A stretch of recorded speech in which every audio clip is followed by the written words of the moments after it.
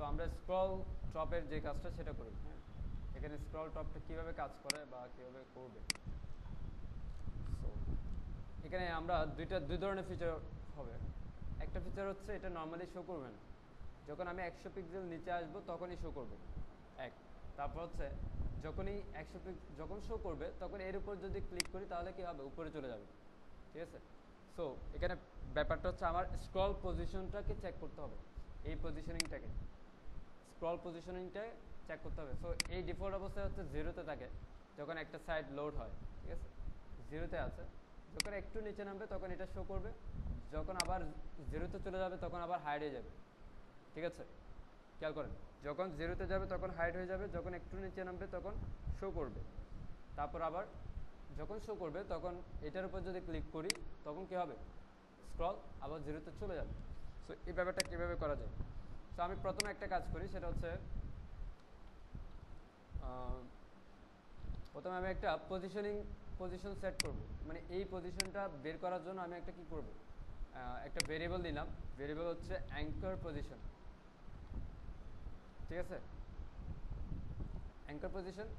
এবার এই অ্যাঙ্কর পজিশনের ভ্যালুটা কী হবে, অ্যাকচুয়ালি এই অ্যাঙ্কর পজিশনের ভ্যালুটা হবে আমার যে উইন্ডোটা আছে অথবা ডকুমেন্টটা আছে সেটার স্ক্রল টপ পজিশন। ঠিক আছে, সো আমি যদি এখন দেখেন রিফ্রেশ, মানে এটা কনসোল লগে যদি দেখি,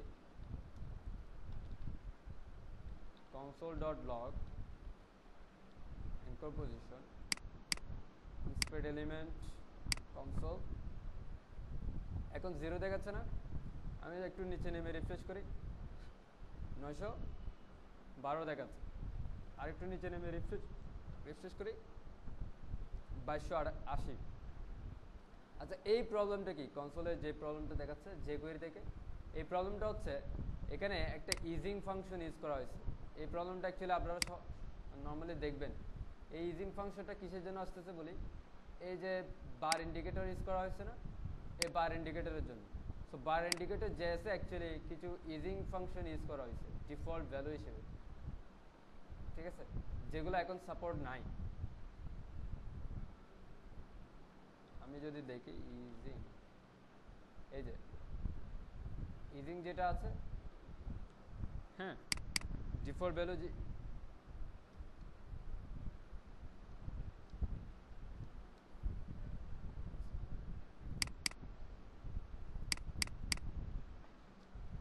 এখানে যে ইজ অপশন ইউজ করছে, ইজ আউট এক্সপো, এই ফাংশনটা অ্যাকচুয়ালি নাই, সেজন্য মানে ওইটা নাই বলে এখানে কাজও করতেছে না। এটা কিন্তু দুইটা কালার শো করার কথা, এটা নাই বলে কাজ করতেছে না। সো আমি যে কোয়েরিতে যেটা ডিফল্টভাবে আছে সেটা দেই, মেবি সুইং, আমি একটু চেঞ্জ করে দিই। ঠিক আছে, এখন দেখছেন কাজ করতেছে। সো এটা অ্যাকচুয়ালি এটা যদি দিতে হয়, আমরা যদি এখন যেটা ডিফল্ট যেটা ছিল এই সাপোর্টটা যদি দিতে হয় তাহলে আমাদেরকে যেটা করতে হবে, যে কোয়েরি ইজিং একটা জেএস ফাইল আছে ওইটা ডাউনলোড করে দিতে হবে আমাদের ওয়েবসাইটে, মানে এটার সাথে। ঠিক আছে, সো এনিওয়ে আমি এখানে আপাতত সুইংটা দিয়ে রাখলাম, বার ইন্ডিকেটর জেএসএ। সো ফাইন, এখন আমরা যেটা দেখছিলাম এই যে কনসোলের মধ্যে এখন আমরা স্ক্রল পজিশন দেখতেছি। স্ক্রল পজিশন হচ্ছে এখন 2622। হ্যাঁ, তো এখন এটা কি করব, এটা একটু ডাইনামিক্যালি চেক করব আমরা। এই স্ক্রল পজিশনটাকে আমরা কি করব, ডাইনামিক্যালি চেক করব। কিভাবে, যেমন দেখেন আমি এই পুরো অংশটুকুকে লিখলাম উইন্ডো অথবা ডকুমেন্ট যখন স্ক্রল হবে তখন আমার এই ফাংশনটা রান করবে। এই ফাংশনটা রান হবে এটা কনসোল লগ অ্যাঙ্কর পজিশন। ঠিক আছে, সো এখন দেখেন অ্যাকচুয়ালি অ্যাঙ্কর পজিশন চেঞ্জ হয় কিনা, কনসোলের সাথে চেঞ্জ হচ্ছে না। তো আমি যদি এই পুরো অংশটুকুকে স্ক্রলের মধ্যে নিয়ে আসি অথবা এইটুকুকে কপি করে জাস্ট স্ক্রলে নিয়ে আসলাম, এটা যদি করি তাহলে কিন্তু চেঞ্জ হচ্ছে মানটা। দেখছেন, ইনস্ট্যান্ট চেঞ্জ হচ্ছে না, আমি স্ক্রল করলেই চেঞ্জ হচ্ছে ইনস্ট্যান্ট, বাড়তেছে কমতেছে বাড়তেছে কমতেছে। তো এখন এই অবস্থায় আমরা কি করব, এই অবস্থায় আমরা যেটা করব সেটা হচ্ছে যখন এই পজিশনটা যখন কি থেকে 100 থেকে বড় হবে, ইফ অ্যাঙ্কর পজিশন 100 থেকে বড় হবে, 100 থেকে যখন বড় হবে তখন আমি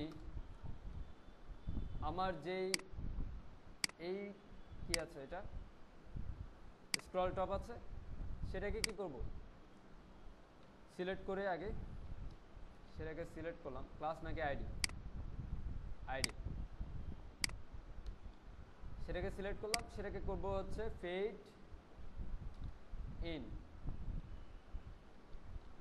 ইন করব, মানে কি এটা শো হবে, আদারওয়াইজ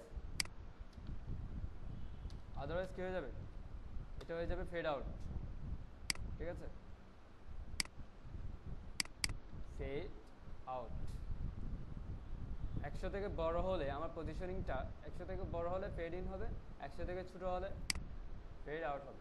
এখন দেখেন নর্মালি আমি যখন একদম জিরোতে চলে যাব, চলে গেছে, আসছে, চলে গেছে, আসছে।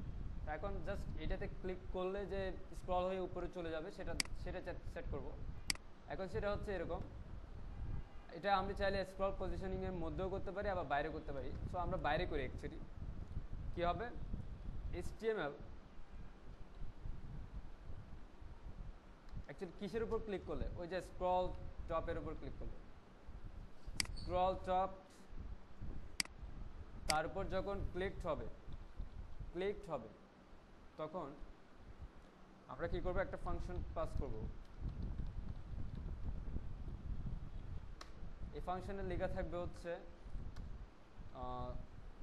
আমাদের যে HTML বডি আছে সেটা স্ক্রল হয়ে উপরে চলে যাবে, HTML বডি সেটা অ্যানিমেট হবে, অ্যাকচুয়ালি স্ক্রল বলতে অ্যানিমেট হয়ে উপরে চলে যাবে, অ্যানিমেট হবে। সেই অ্যানিমেটের মধ্যে অনেকগুলো প্যারামিটার আছে, দেখেন সে কি নেয়, api.jquery.com অ্যানিমেট। সো api.jquery.com হচ্ছে প্রত্যেকটা ফাংশনের, প্রত্যেকটা ফাংশনের একটা ডকুমেন্টেশন, API ডকুমেন্টেশন। এখানে দেখেন অ্যানিমেট ফাংশনটা প্রথমে নেয় হচ্ছে প্রপার্টিস, তারপর হচ্ছে ডিউরেশন, তারপর হচ্ছে ইজিং, তারপর হচ্ছে কমপ্লিট।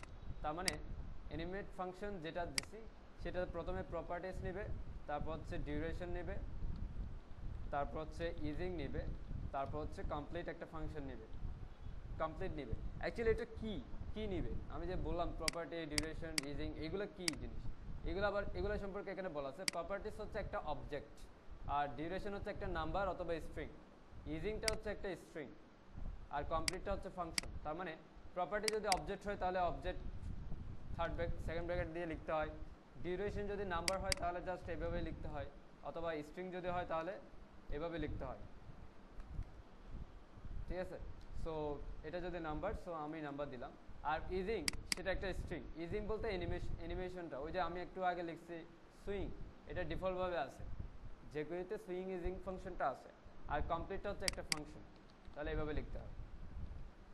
ঠিক আছে, সো এই ফাংশনটা তখনই রান হবে যখন আমার এই অ্যানিমেশনটা কি হবে, কমপ্লিট হয়ে যাবে। সেজন্য এটার নাম দেওয়া হয়েছে কমপ্লিট, এখানে বলা হয়েছে কমপ্লিট। এবং এখানে বলা আছে এই function to call once the animation is complete। ঠিক আছে, সো আমরা আপাতত ফাংশন এটা ছাড়া করি, তারপর আমি দেখাবো ফাংশনটা। সো এখানে অবজেক্টে কি থাকবে, অবজেক্টে অ্যাকচুয়ালি CSS প্রপার্টি থাকবে। ঠিক আছে, CSS প্রপার্টি। সো আমরা CSS প্রপার্টি স্ক্রল টপ, এটা CSS প্রপার্টি, বাট এটা হচ্ছে জাভাস্ক্রিপ্ট মোডে লিখতে হয়, মানে jQuery মোডে এভাবে লিখতে হয়। CSS প্রপার্টি স্ক্রল টপ কি হবে, স্ক্রল টপ 0 হয়ে যাবে যখনই আমি স্ক্রল টপে এইটাতে ক্লিক করব, তখন আমার বডি স্ক্রল হয়ে উপরে চলে যাবে একদম 0-তে। সো এইটুকু হচ্ছে আমার কাজ। এবার রিফ্রেশ করলাম, একদম নিচে আসলাম, ক্লিক করলাম, স্ক্রল হয়ে উপরে চলে গেল। এটা আবার হারাই গেছে, আমি আবার উপরে চলে গেলাম, একদম নিচে গেলাম, স্ক্রল হয়ে উপরে চলে গেল। এই যে বিষয়টা, এটা হচ্ছে অ্যানিমেট হয়ে আসতেছে। ঠিক আছে, সো এটা হচ্ছে আপনার স্ক্রল টপের কাজ। সো এটুক না দিলেও যে কাজ করবে না তা না, এটুক না দিলে কী হবে, এটা সবসময় দেখাবে, এটা হচ্ছে বিষয়। ঠিক আছে, সবসময় দেখাবে, কিন্তু আমার তো এই অবস্থায় দেখানোর দরকার নেই, একদম টপে এসে দেখানোর দরকার নেই। সেজন্য আমি এটুক করে দিলাম যে অ্যাঙ্কর পজিশনটা যদি 100-এর চাইতে বড় হয় তবে এটা কি হবে। তবে দেখেন প্রথম অবস্থায় আমার যখন ওয়েবসাইট প্রথম লোড হচ্ছে তখন কিন্তু আছে, সো প্রথম অবস্থায় আমাকে কি করতে হবে, সেটাকে সিলেক্ট করে আবার ফেড আউট করে দিতে হবে ডিফল্টভাবে ফেড আউট থাকবে। যখনই স্ক্রল 100-এর বেশি হবে তখন শো করবে। এখন দেখেন ডিফল্টভাবে নাই, শুরু করলাম আছে, শেষ করলাম চলে গেছে, এবং রিফ্রেশ প্রথমবারও আর নাই। ক্লিয়ার? ওকে, সবাই ক্লিয়ার? কীভাবে করবেন, কি করতে হবে, এইচআরইএফ ফ্যাক্টর বডিতে একটা আইডি দেওয়া লাগবে। এই তো শুধুমাত্র একটা আইডি দেওয়া লাগবে। সো আপনি কেন আইডি দিবেন, শুধুমাত্র এটার জন্য। সো ফাইন, সো এটা তো পারবেন না অবশ্যই, এই ফিচারটা পারবেন না, স্ক্রল করলে যা আসবে। ফেড আউট ফেড ইন এটা পারবেন না। যাই হোক, আইডি তো দেওয়া লাগবে। সো আমার তো আইডি দেওয়ার দরকার নেই, বডিতে শুধু যত অযথা। যাই হোক, ফাইন, নো প্রবলেম।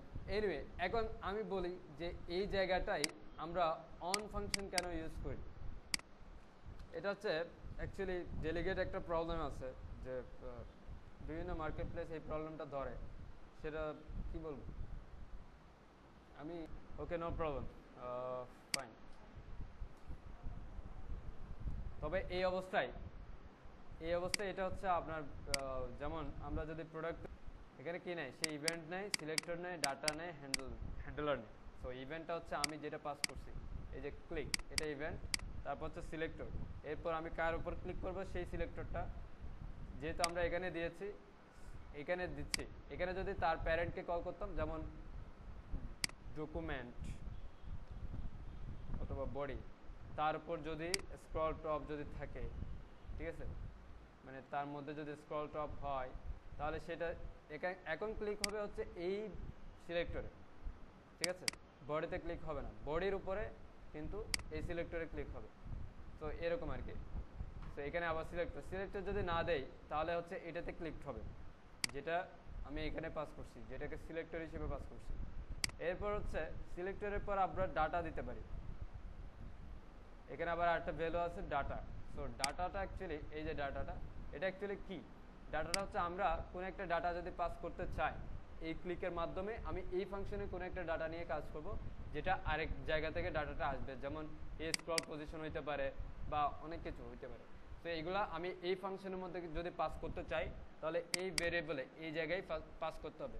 যদি কোনোটাই না চাই তাহলে বাদ। এটা অ্যাকচুয়ালি একটা অবজেক্ট আকারে যাবে,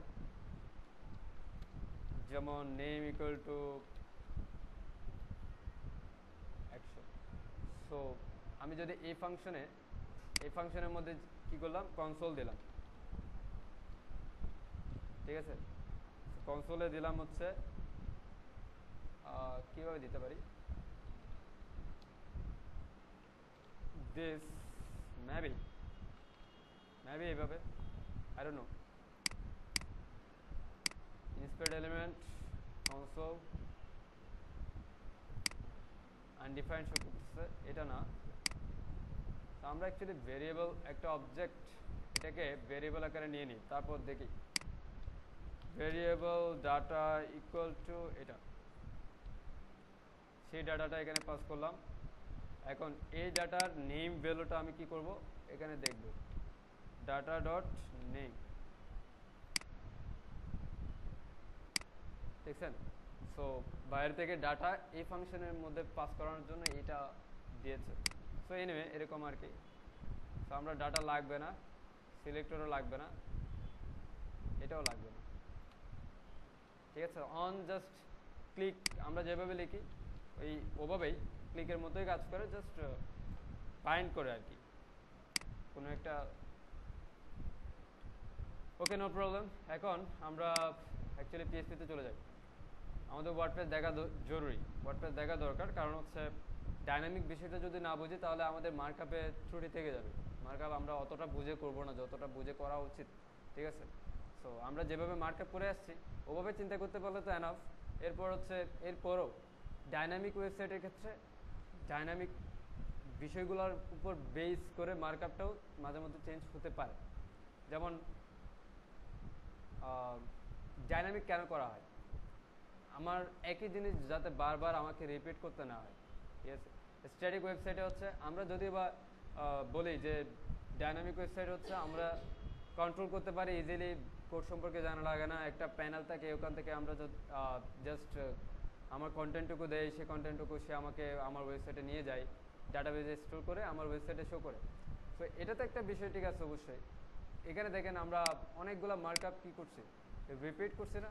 তো ডাইনামিকের বিষয়গুলোতে কিন্তু আবার এতগুলো মার্কআপ রিপিট হয় না, আমরা জাস্ট একটা মার্কআপ বেস ধরে নিয়ে সেটা নিয়ে কাজ করব, বাকিগুলা আমরা যখনই কন্টেন্ট তৈরি করব তখনই তৈরি হবে, নর্মালি থাকবে না। যখনই কন্টেন্ট একটা তৈরি করব, যেমন আমি আওয়ার সার্ভিসের ক্ষেত্রে একটা কন্টেন্ট তৈরি করলাম, তখন সে এরকম একটা মার্কআপ তৈরি করবে, ঠিক আছে, এরকম একটা মার্কআপ তৈরি করবে। সো ডাইনামিক বিষয়টা হচ্ছে এই জন্য। তো এখন আমরা কি করছি, আমরা মাঝে মধ্যে ইউজ করছি না যে মার্জিন, ওই যে এটা তো কলামের কাজ, যে মাঝখানে হচ্ছে প্যাডিং 15 পিক্সেল করে রাখতেছে, কিন্তু আমরা এটাকে রতে কাজ করছিলাম যেভাবে, যে প্রথমে ফ্লোট লেফট করলাম, সেই এলিমেন্টটাকে মার্জিন লেফট করলাম, তারপর তার প্যারেন্টকে আবার মার্জিন লেফট মাইনাস করে দিলাম। এগুলো এত কাজ কেন করছি, আমরা তো চাইলে পারতাম যে প্রথম এলিমেন্টটাকে একটা আলাদা ক্লাস, লাস্ট এলিমেন্টটাকে আলাদা ক্লাস রিসিভ করে কি করতে পারতাম, আমি ওইগুলোর মার্জিন লেফট 0 করে দিতে পারতাম।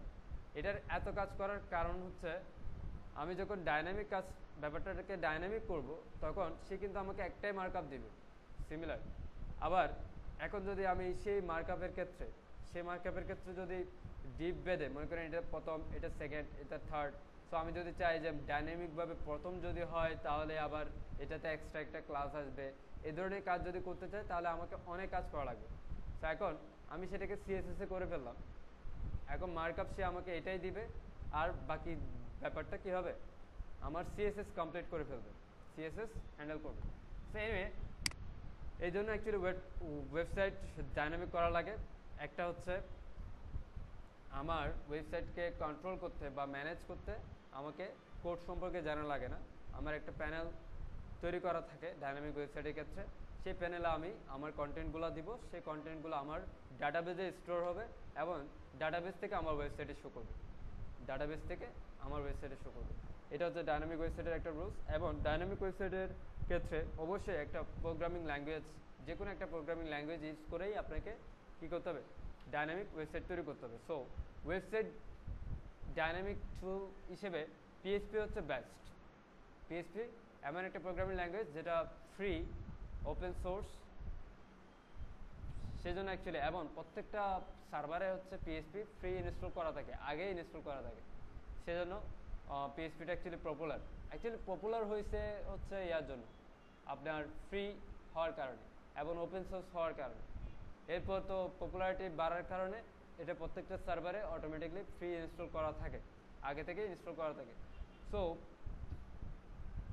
পিএইচপি হচ্ছে কি একটা প্রোগ্রামিং ল্যাঙ্গুয়েজ। পিএইচপি জানার আগে অবশ্যই আপনাকে এইচটিএমএল এবং সিএসএস মোটামুটি জানা লাগবে, এবং পিএইচপি নর্মালি এইচটিএমএল সিএসএস সাথেও কাজ করে, আবার আলাদাভাবেও কাজ করে। আবার হচ্ছে অবশ্যই পিএইচপি রান করার জন্য আপনার একটা সার্ভার লাগবে। PHP server side scripting language, server side programming language বা server side scripting language. JavaScript যেভাবে ব্রাউজারে রান করে, পিএইচপি একটা নির্দিষ্ট ইন্টারপ্রেটারে, নির্দিষ্ট কম্পাইলারে রান করে, তারপর আমাকে কি করে, আমার ব্রাউজারকে ডাটাটা পাঠাই, সেই ডাটাটা আমার ব্রাউজার শো করে। সো সার্ভার বলতে কি অ্যাকচুয়ালি, সার্ভার বলতে যেখানে হচ্ছে পিএইচপি ইনস্টল করা আছে আর যাবতীয় যা আছে সেগুলো ইনস্টল করা আছে। সো এখানে আমরা তো আমাদের সার্ভার নেই, সো আমাদের লোকাল ডেভেলপমেন্ট যেটা আছে, কম্পিউটার যেটা আছে, সেটাকে সার্ভারে রূপান্তর করতে হবে। সো সার্ভার, আমরা যদি সার্ভার লিখে সার্চ করি অনেক ধরনের, অথবা লোকাল ডেভেলপমেন্ট সার্ভার লিখে যদি সার্চ করি অনেক ধরনের অ্যাকচুয়ালি সার্ভার আছে। সো অ্যাকচুয়ালি লোকাল ডেভেলপমেন্ট বা অথবা এভাবে লিখি যে পিএইচপি সার্ভার,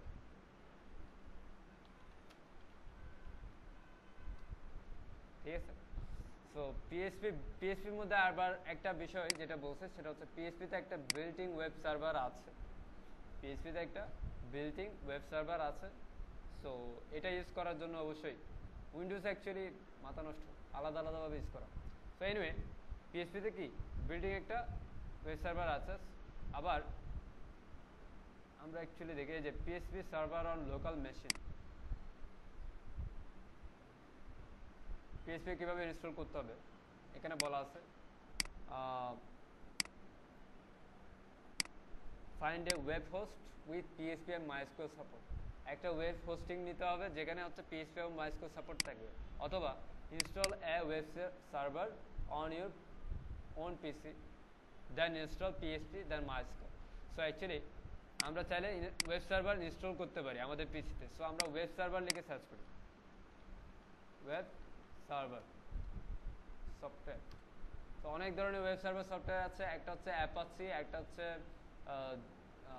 নর্মালি হচ্ছে কি অ্যাপাচি হচ্ছে সবচেয়ে বেশি ইউজ হয়।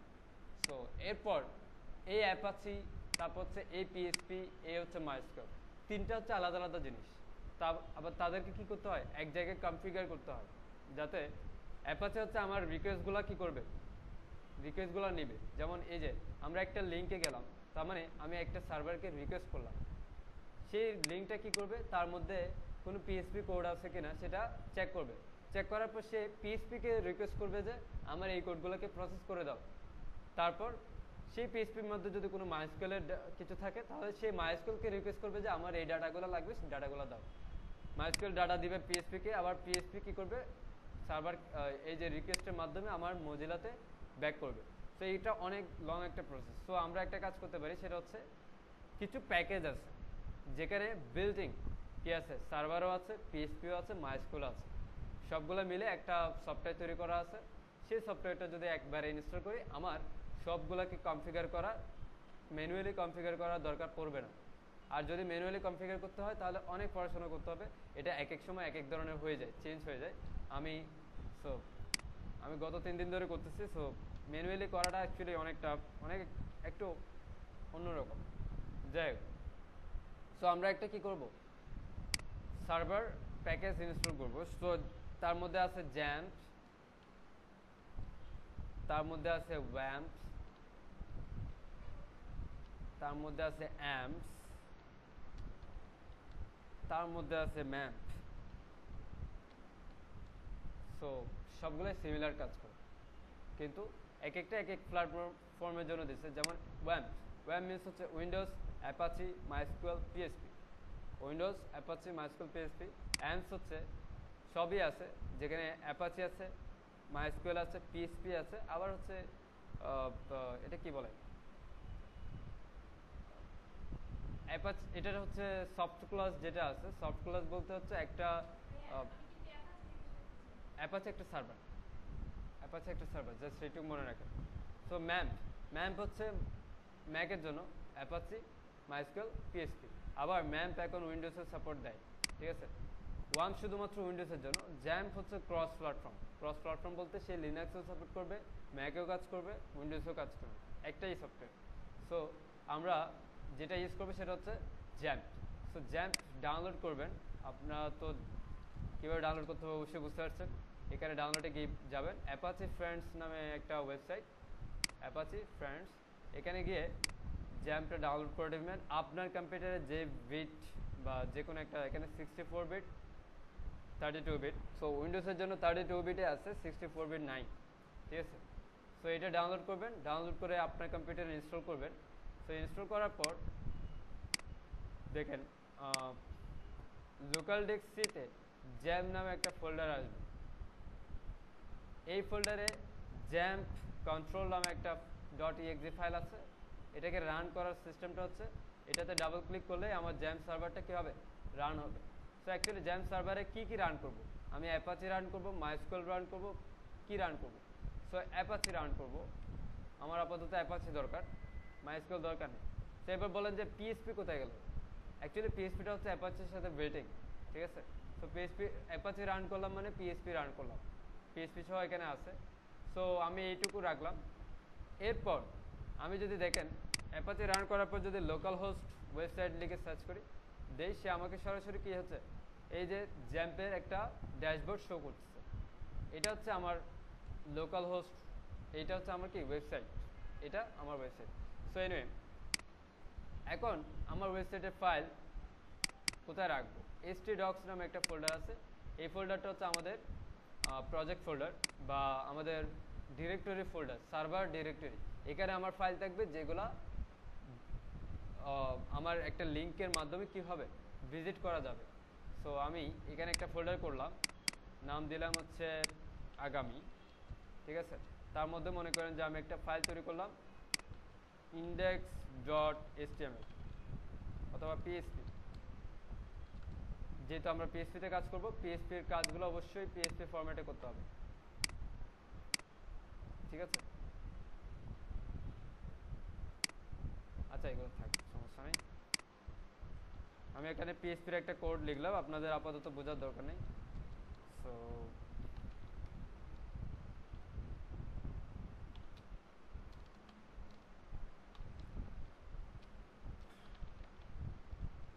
এটা আপাতত বোঝার দরকার নেই।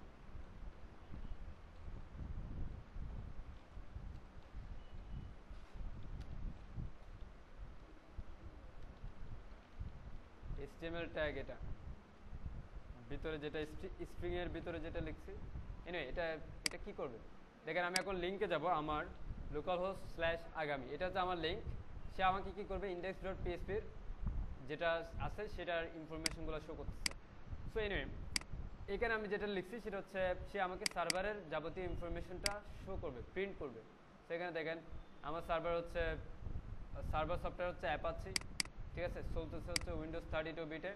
সার্ভারের নাম হচ্ছে লোকাল হোস্ট, এই লোকাল হোস্ট হচ্ছে আমার হোস্টিং, আর সার্ভার অ্যাড্রেস দেওয়া আছে ডকুমেন্ট রোড জ্যাম্প htdocs, মানে আমার সার্ভারের আমার ফাইলের ডকুমেন্ট রোড হচ্ছে এই ফোল্ডারটা, সি ড্রাইভের মধ্যে জ্যাম্প ফোল্ডার মধ্যে এটা, এগুলো যাবতীয় বিষয়গুলো দেখাচ্ছে। আর স্ক্রিপ্ট নেম, আমি কোন স্ক্রিপ্টটাকে রান করছি, আগামী ফোল্ডারের মধ্যে index.php যেটা আছে সেটা রান করছি। সো এগুলো হচ্ছে কিছু বিষয় যেটা সার্ভারে আমার লোকাল হোস্ট সার্ভারে আছে। এখন আমার সার্ভার ইনফরমেশন এগুলো, ইভেন ইউজার কোন ব্রাউজার দিয়ে কি করতেছে, ব্রাউজ করতেছে সেটাও এখানে আছে, মজিলা ফায়ারফক্স 48 ব্রাউজার। হ্যাঁ, সো আমি যদি গুগলে যাই,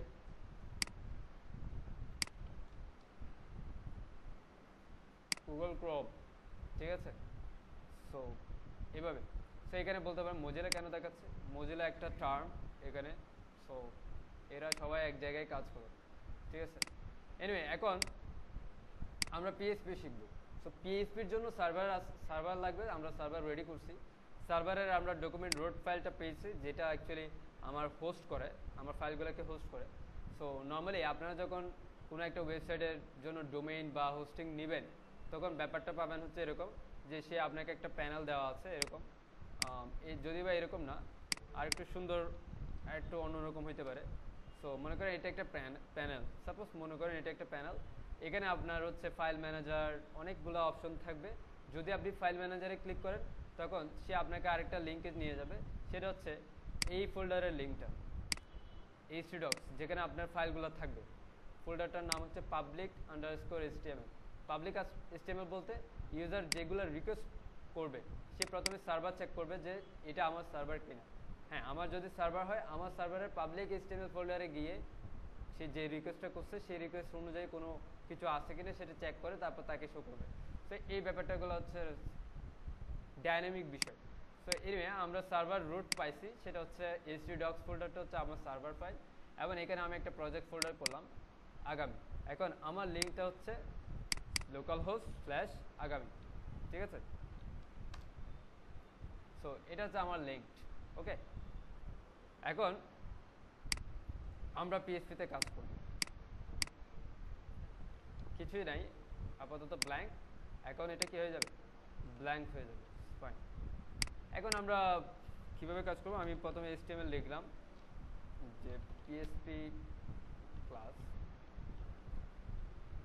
সো এখানে দিলাম h1 PHP প্র্যাকটিস, ওকে।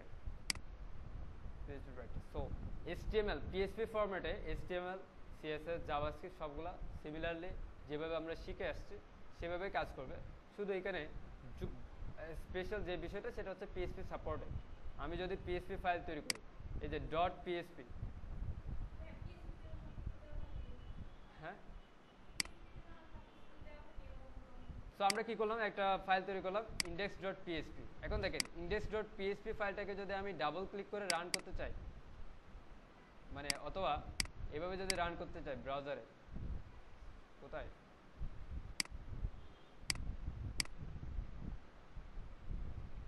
আচ্ছা ইন্টারনেট এক্সপ্লোরারে দেখবে রান হচ্ছে, সে ডাউনলোড হয়ে যাচ্ছে, দেখছেন অটোমেটিক্যালি ডাউনলোড হচ্ছে।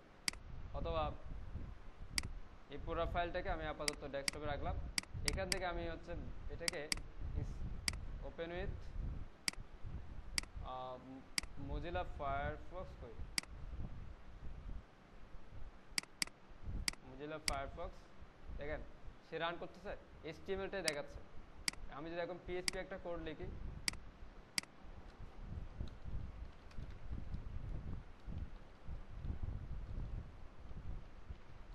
PHP ফাইল ইনফো, দেখেন এইটাতে আমার PHP ইনফরমেশন শো করতেছে, রাইট? PHP ইনফো ফাংশনের কাজ হচ্ছে এইভাবে PHP এর যাবতীয় ইনফরমেশন শো করা। তারপর আমি যদি এটাতে দেই এই কোডটুকু, দুইটাই PHP ফাইল, ওফ, আমি এটা তো দিলাম এবং এটাকে রান করলাম হচ্ছে এভাবে, এখন রান হচ্ছে। সো সার্ভার ছাড়া PHP রান হবে না, সার্ভার ছাড়া PHP এর কোনো ফাংশনে কাজ করবে না। তো আমাদের সার্ভার দরকার, আমরা সার্ভার নিলাম, ওকে, সার্ভার আমাদের ফাইল আছে, ওকে, index.php হচ্ছে আমাদের রুট ফাইল এবং এখানে আমরা কাজ করব। HTML এর সাথেই আমরা কি করব, কাজ করব, এইটা, ওকে। হ্যাঁ এবার বলছি, এবার দেখেন PHP আমরা তো ডিফল্টভাবে দেখলাম PHP এর অ্যাকচুয়ালি কীভাবে লিখতে হয়। PHP এর একটা সিনট্যাক্স আছে, সিনট্যাক্সটা হচ্ছে PHP শুরু করতে হয় অ্যাঙ্গেল ব্র্যাকেট প্রশ্নবোধক চিহ্ন PHP দিয়ে, এটা হচ্ছে PHP এর একটা ওপেনিং ট্যাগ, দেন ক্লোজ করতে হয় প্রশ্নবোধক চিহ্ন অ্যাঙ্গেল ব্র্যাকেট, ঠিক আছে? এখানে অ্যাকচুয়ালি স্পেসের এর মধ্যেই আমার যাবতীয় কোড লিখতে হবে, স্পেস না, অনেক কিছুই হবে এর মধ্যেই, কি হবে আমার যাবতীয় PHP এর ফাংশন, PHP এর কোড, PHP সব কিছু এখানে লিখতে হবে। এর বাইরে যদি কোনো ফাংশন থাকে সেটা রান হবে না, সেটা একটা ট্যাক্স হিসেবে আসবে। যেমন দেখেন আমি PHP ইনফো একটা ফাংশন, এটা বিল্ডিং একটা ফাংশন PHP এর ইনফরমেশন দেখার জন্য, সেম কাজ আমি এখানেও করলাম PHP ব্লকের বাইরে। দেখেন PHP ব্লকের বাইরে যেটা সেটা জাস্ট টেক্সট হিসেবে শো করতেছে, আর যেটা PHP ব্লকের মধ্যে সেটা PHP এর একটা ফাংশন, সে প্রসেস করে আমাকে আউটপুট দিচ্ছে। তো এই হচ্ছে বিষয়, PHP কে লিখতে হলে অবশ্যই PHP ব্লকের মধ্যে লিখতে হবে। এটা হচ্ছে একটা PHP ব্লক, কোড ব্লক, বা এটাকে আমি কোড ব্লক বলি। সো PHP ব্লক বলতে পারেন, বা PHP এর সিনট্যাক্স ওপেনিং ক্লোজিং, ঠিক আছে, ঠিক আছে, এটা HTML এর ট্যাগের মতো বলতে পারেন, PHP শুরু ট্যাগ শেষের ট্যাগ, ঠিক আছে। আবার এভাবেও করা যায়, ঠিক আছে, জাস্ট এইটুকু। কিন্তু এটা একটা সার্ভারের জন্য কি আছে আপনার অবশ্যই দেখেন, আমি এইটুকু বাদ দিলাম,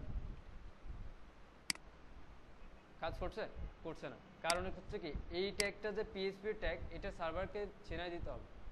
সার্ভার নর্মালি ডিফল্টভাবে এটাকে চেনে, এটা চেনাই দিতে হবে। সো যেহেতু বিল্টিং ভাবে এটা থাকে, সো আমার এটার দরকার নাই। বেস্ট একটা প্র্যাকটিস হচ্ছে এইভাবে কাজ করা। কিভাবে বেস্ট প্র্যাকটিস হচ্ছে নর্মালি এই ওয়েতে কাজ করা। না না, যে করে মতো কি, যে করে একটা জিনিস, PHP আরেকটা জিনিস, জাভাস্ক্রিপ্ট আরেকটা জিনিস, HTML আরেকটা জিনিস, CSS আরেকটা জিনিস, ঠিক আছে। অবশ্যই আলাদা হয়, এই জন্যই বলতেছি যে করে কোনো প্রোগ্রামিং ল্যাঙ্গুয়েজ না, জাভাস্ক্রিপ্ট মেইন প্রোগ্রামিং ল্যাঙ্গুয়েজ, যে করে তার লাইব্রেরি, ঠিক আছে। PHP main programming language, PHP এর সাথে অনেক লাইব্রেরি আছে, ঠিক আছে। সো ওকে, এটা হচ্ছে বিল্টিং একটা ফাংশন। সো এনিওয়ে জাভাস্ক্রিপ্টে আমরা পড়ার সময় মনে হয় দেখছিলাম যে জাভাস্ক্রিপ্টে 4 ধরনের ডাটা টাইপ আছে, 4 ধরনের ডাটা নিয়ে কাজ করে, number, array, Boolean, object, string. ঠিক আছে, অ্যারেটা অবজেক্ট অ্যাকচুয়ালি। সো পিএইচপিতে 7 ধরনের ডাটা টাইপ আছে, 7 ধরনের। ঠিক আছে, ফার্স্ট প্রথম যে ডাটা টাইপটা সেটা হচ্ছে নাম্বার, ইন্টেজার। ইন্টেজার বলতে পূর্ণ সংখ্যা। এনিওয়ে পিএইচপিতে ভেরিয়েবল দিতে হয় $,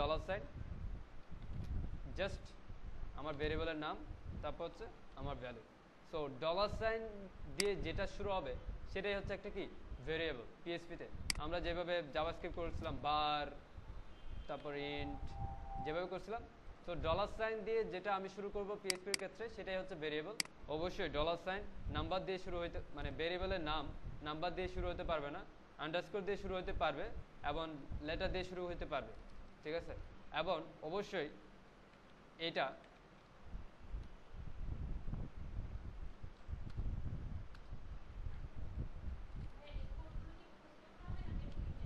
মুখস্থ মুখস্থ মুখস্থ মুখস্থের বিষয় নাই তো এখানে, জাস্ট বোঝার বিষয়। এগুলা কি আমি এটা আমার ইচ্ছে মতো দিলাম। হ্যাঁ, এবার আমি জাস্ট ব্যাপারটা বোঝাচ্ছি। এই যে ছোট হাতের সব ইন্টেজার, এটা না মনে করেন আমি এইভাবে দিই কারিম। আপনারা নাম দিলে ইন্টেজার টিন্টেজার দিলে বুঝেন যে সব মুখস্থই করতে হবে। ঠিক আছে, আমি একটা নাম দিলাম করিম, করিমের কাছে 100 টাকা আছে। তো এই যে ছোট হাতের সব করিম আর এই করিম আর এই করিম সব কিছু আলাদা আলাদা, কিন্তু এই করিমটা কি আলাদা, ভ্যালু কিন্তু আলাদা, আমাকে শো করবেও আলাদা। ব্যাপারটা ক্লিয়ার? করিম হচ্ছে কি আলাদা, মানে এইটা একটা ভেরিয়েবল, এটা আরেকটা ভেরিয়েবল, এটা আরেকটা ভেরিয়েবল, মানে কেস সেন্সিটিভ যেটাকে বলা হয়। পিএইচপির ভেরিয়েবলগুলো কেস সেন্সিটিভ। ঠিক আছে, যেমন আমি শুধুমাত্র এই ভেরিয়েবলটা নিলাম, আমি তাকে দেখার জন্য পিএইচপিতে ইকো ফাংশনটা হচ্ছে কোনো কিছুকে প্রিন্ট করার জন্য, কোনো কিছুকে প্রিন্ট করে দেখার জন্য এইচটিএমএল এর সাথে। তো আমি দিলাম $, করিম। এখন দেখেন সে করিম দেখাচ্ছে আমাকে 100 দেখাচ্ছে। এখন আমি যদি $, বড় হাতের কে দিয়ে করিম শুরু করি, তখন বলবে যে আনডিফাইন্ড ভেরিয়েবল, মানে আমি যে $, বড় হাতের করিম নামে যে ভেরিয়েবলটাকে ইকো করছি সেটা ডিফাইন করা হয় নাই, সেই নামে কোনো ভেরিয়েবল পিএইচপিতে নাই বা আমার ওয়েবসাইটে নাই। তো আমি যদি এটাকে বড় হাতে করে দেই কে, তাহলে সেটাই শো করবে 100। সো অ্যাকচুয়ালি ছোট হাতের বড় হাতের এগুলো কি আলাদা আলাদা বিষয়, কেস সেন্সিটিভ। পিএইচপির ভেরিয়েবলগুলো কেস সেন্সিটিভ। অবশ্যই নাম্বার দিয়ে শুরু করতে পারবো না, আন্ডারস্কোর দিয়ে শুরু করতে পারবো, আর যে কোনো লেটার দিয়ে শুরু করতে পারবো। হাইপেন ইউজ না করাটা বেটার, হাইপেন ইউজ করা যাবে না, আন্ডারস্কোর ইউজ করা যাবে। সো যেমন আমি যেটা যে ওয়েতে কাজ করি সেটা হচ্ছে, যেমন ফুল নেম একটা ভেরিয়েবল তৈরি করব, তো এভাবে তৈরি করি ফুল নেম, এভাবেও পড়া যায়, আবার আন্ডারস্কোর নেম এভাবেও পড়া যায়, তাই না? এভাবে পড়ার জন্য সুবিধা, আবার এভাবেও পড়ার জন্য সুবিধা। অনেকে অনেকভাবে প্রেফার করে, যে যেভাবে চয়েস করেন আপনারা, আপনাদের চয়েস রয়ে গেল। ঠিক আছে, সো এনিওয়ে আমরা দেখলাম ভেরিয়েবল, $, দিয়ে ভেরিয়েবল তৈরি করতে হয়। এখন আমি ভেরিয়েবল তৈরি করব পূর্ণ সংখ্যা, আমার একটা ভেরিয়েবল পূর্ণ সংখ্যা 100, সো দশমিক সংখ্যা 10.10। ঠিক আছে, তারপর হচ্ছে সেন্টেন্স, আপনি আপনার মতো করে দিতে পারেন। সেন্টেন্সকে লিখতে হয় সিঙ্গেল কোটেশন অথবা ডাবল কোটেশনের মধ্যে, সিঙ্গেল কোটেশন এবং ডাবল কোটেশনের মধ্যে লিখতে হয়। ঠিক আছে, তারপর হচ্ছে অ্যারে, অ্যারে বলতে একাধিক ডাটা, আমি এভাবে দিলাম, মানে কি একটা ভেরিয়েবলে একাধিক ডাটা রাখার জন্য যেই কাজটা করা হয় সেটা হচ্ছে অ্যারে। সো এখন এই যে এগুলো লিখছি 110, 10 × 10, তারপর হ্যালো ওয়ার্ল্ড, এগুলো হচ্ছে ডাটা, কিন্তু এগুলোর টাইপ ভিন্ন, এগুলোর কি টাইপ ভিন্ন। পূর্ণ সংখ্যা যেটা সেটা হচ্ছে ইন্টিজার বলা হয়, আর দশমিক সংখ্যা যেটা সেটাকে বলা হয় ফ্লোট। ঠিক আছে, এটা হচ্ছে কি আইএনটি নর্মালি বলা হয়, এটা হচ্ছে ফ্লোট। ঠিক আছে, আর এটা হচ্ছে স্ট্রিং, ঠিক আছে। সো স্ট্রিং, এটাকে বলা হয় স্ট্রিং, ঠিক আছে, এইগুলা। তারপরে এটাকে বলা হয় অ্যারে, ঠিক আছে, এটাকে বলা হয় অ্যারে। সো এইভাবে হচ্ছে 7 ধরনের ডাটা টাইপ আছে। তো 7 ধরনের ডাটা টাইপগুলো আমি এখানে লিখে দেই। ইন্টিজার, ফ্লোট, স্ট্রিং, অ্যারে, হ্যাঁ, data type, data type. So array, object, তারপর হচ্ছে বুলিয়ান, তারপর হচ্ছে কত, 6টা হয়েছে। আরটা হচ্ছে রিসোর্স। রিসোর্স কোনো অ্যাকচুয়াল ডাটা টাইপ না, বাট এটাকে ডাটা টাইপের মধ্যে নিয়ে আসছে। বাট রিসোর্সটা হচ্ছে just reference, class object oriented programming ক্ষেত্রে রেফারেন্স হিসেবে কাজ করে। তো আপাতত এটা বাদ।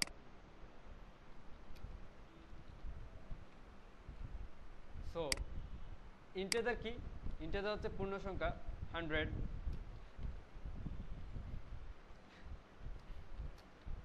ডিরেক্ট যদি বলি যে পূর্ণ সংখ্যা, আমি জাস্ট বাংলায় লিখতেছি পূর্ণ সংখ্যা।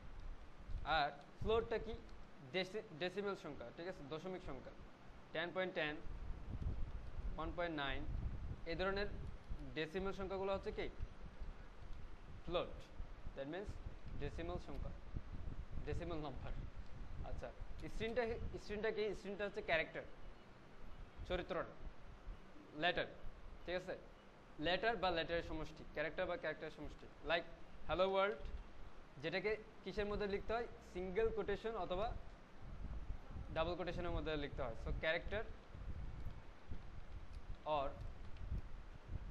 অ্যাকচুয়ালি চার্টস লিখি, চার্টস অর চার্টস, সমষ্টি না, সমষ্টি, ক্যারেক্টার সমষ্টি।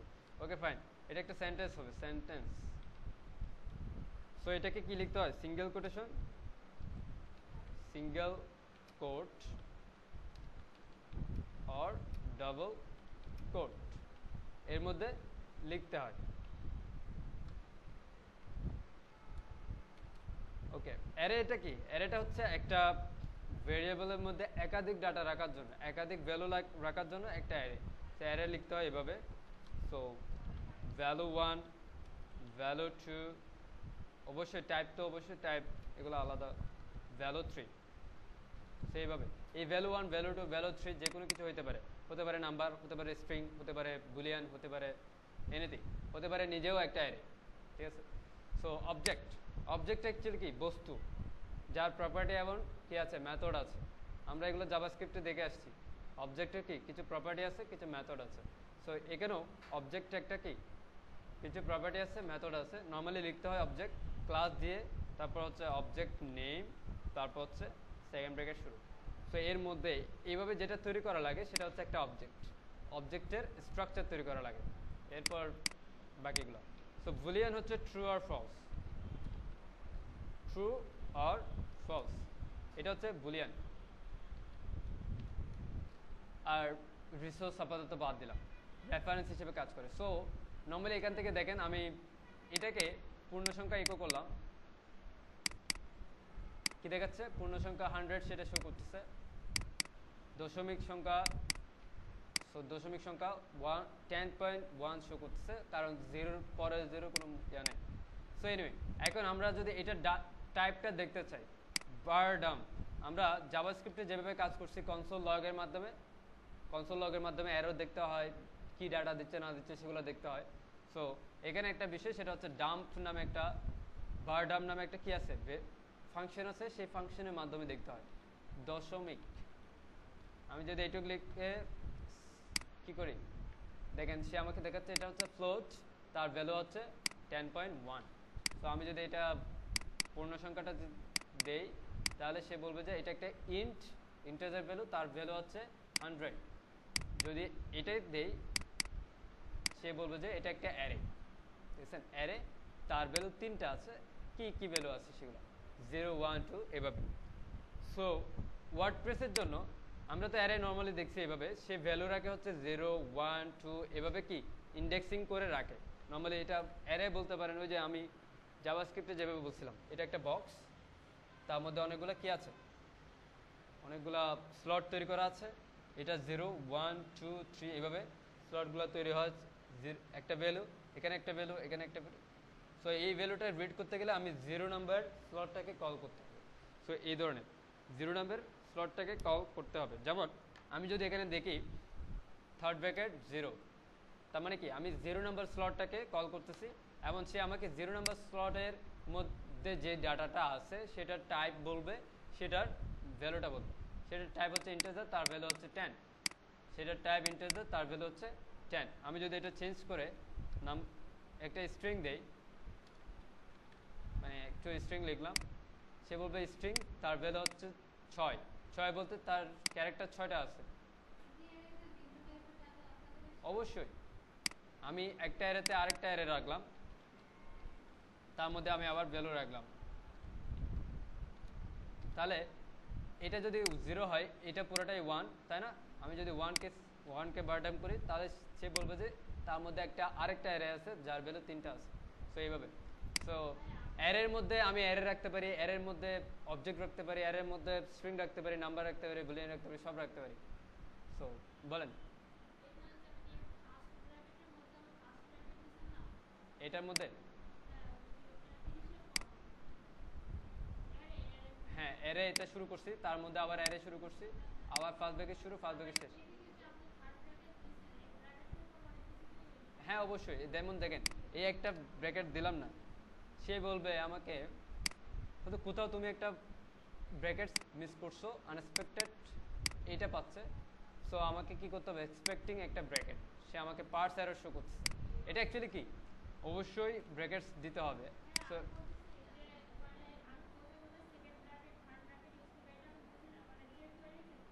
যে করি ক্ষেত্রে ওইটা আচ্ছা, এটা এটা একটু পর বুঝলেন, একটু পর। সো একটু পর বুঝতেছেন। আমরা কি এখন জাস্ট ভেরিয়েবল দেখলাম, ডাটা টাইপ দেখলাম, বিভিন্ন ধরনের ডাটা টাইপ আছে। সো এবার আপনি আপনাদেরকে কন্ডিশনাল কিছু বিষয় বলি, তারপর আমরা অ্যাকচুয়ালি আচ্ছা কন্ডিশনাল বিষয় বলার আগে আমরা ফাংশনের কথা বলি। ফাংশনটা কি জিনিস?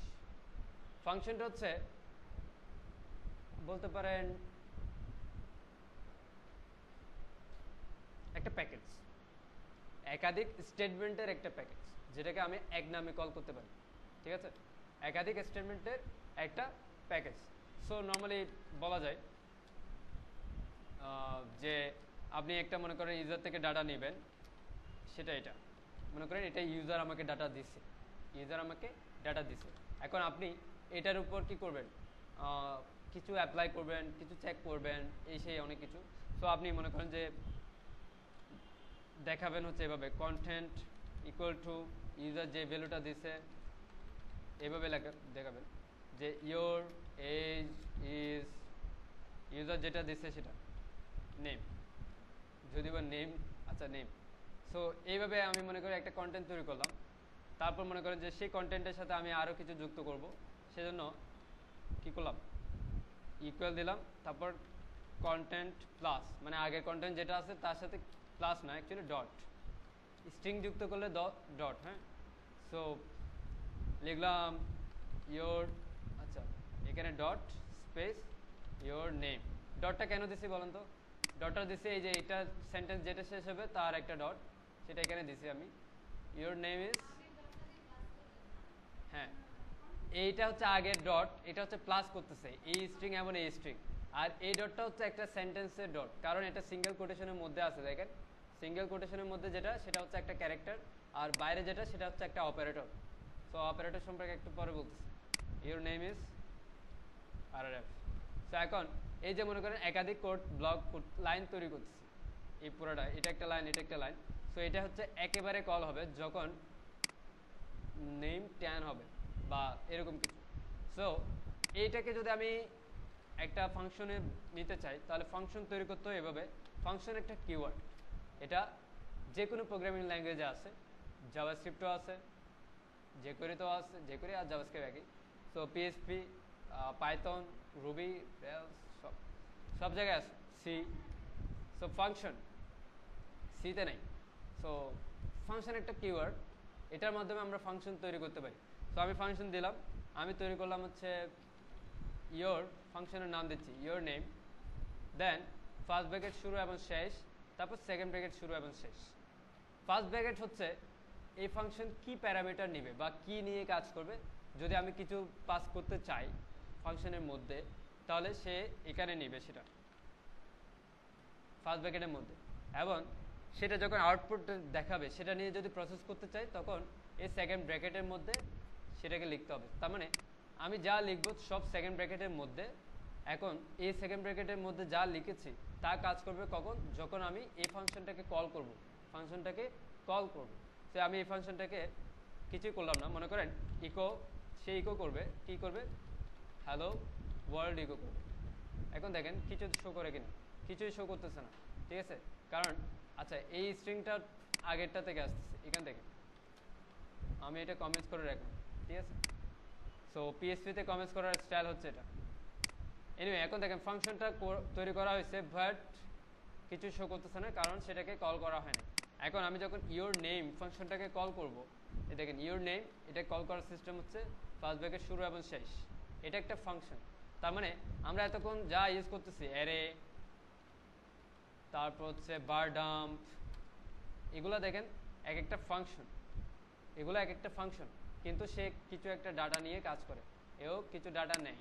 সো আমার যে ফাংশনটা, সেই ফাংশনটাকে আমরা কি করছি, নর্মালি কল করছি। আমি কিন্তু একটা ডাটা এক্সপেক্ট করতেছি আমার ফাংশনের মাধ্যমে। দেখেন সে কি বলে, missing argument 1 for your name, ঠিক আছে। তার মানে কি আমি একটা আর্গুমেন্ট মিস করছি, সেটা হচ্ছে কি আমার ফাংশন একটা প্যারামিটার সাপোর্ট করে, কিন্তু আমি কোনো প্যারামিটার, কোনো ভ্যালু পাস করি নাই, যেমন আমি একটা পাস করলাম, নেম হচ্ছে আর, ঠিক আছে। তখন সে আমাকে হ্যালো ওয়ার্ল্ড শো করতেছে, কারণ আমি যখন একটা ভ্যালু পাইছি তখন তার মধ্যে যেটা পাচ্ছে সেটাই সে আমাকে রান করতেছে। আমি যদি এখানে কিছু না দিতাম তাহলে এটা না দিয়েও পারতাম, হ্যালো ওয়ার্ল্ড শো করছে। আবার আমি যদি এখানে কিছু না দিয়ে এখানে কিছু দেই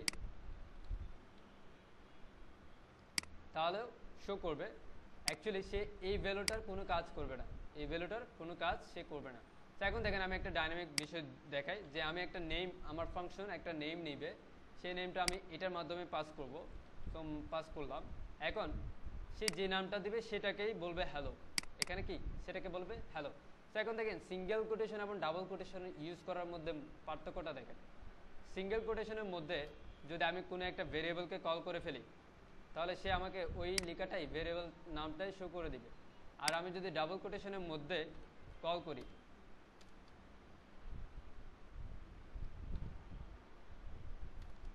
তাহলে সে ওই ভেরিয়েবলটাকে এক্সিকিউট করে তারপর শো করবে। সো ডাবল কোটেশনের মধ্যে আমরা ভেরিয়েবল ইউজ করতে পারবো, আর সিঙ্গেল কোটেশনের মধ্যে পারবো না, ঠিক আছে।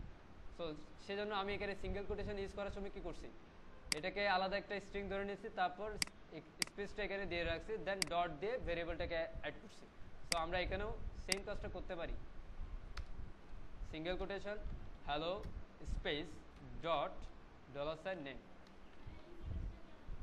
স্পেসটা অ্যাকচুয়ালি দেখেন স্পেস না দিলে কি হবে, এটার সাথে এটা অ্যাড হয়ে যাবে পাশাপাশি, একদম স্পেস নাই। তো আমি ডিফল্টভাবে এখানে দিয়ে নিলাম স্পেসটা, ঠিক আছে, স্পেসটা দিয়ে নিলাম, হ্যালো আর শো করতেছে। এখন আমি যে ভ্যালুটা পাস করব সেটাই শো করবে, হ্যালো, ঠিক আছে। যদি আমি কোনো ভ্যালু পাস না করি তাহলে ওইটাই আবার বলবে যে সে একটা আর্গুমেন্ট মিস করছে, অবশ্যই আমাকে একটা আর্গুমেন্ট পাস করতে হবে। তো আমি চাইলে এই ভ্যালুর সাথে একটা ডিফল্ট আর্গুমেন্ট দিয়ে রাখতে পারি, সেটা হচ্ছে ইকুয়াল আরআরএফ। সো আমি যদি কোনো কিছু পাস না করি তাহলে সে এখান থেকে আরআরএফটা নিয়ে কাজ করবে। সো ব্যাপারটা হচ্ছে এইটাই, ফাংশনটা হচ্ছে একাধিক কোডের একটা ব্লক। সো আমি ফাংশনটা তৈরি করলাম, এই পুরা কোডটুকু আমি এখানে দিলাম,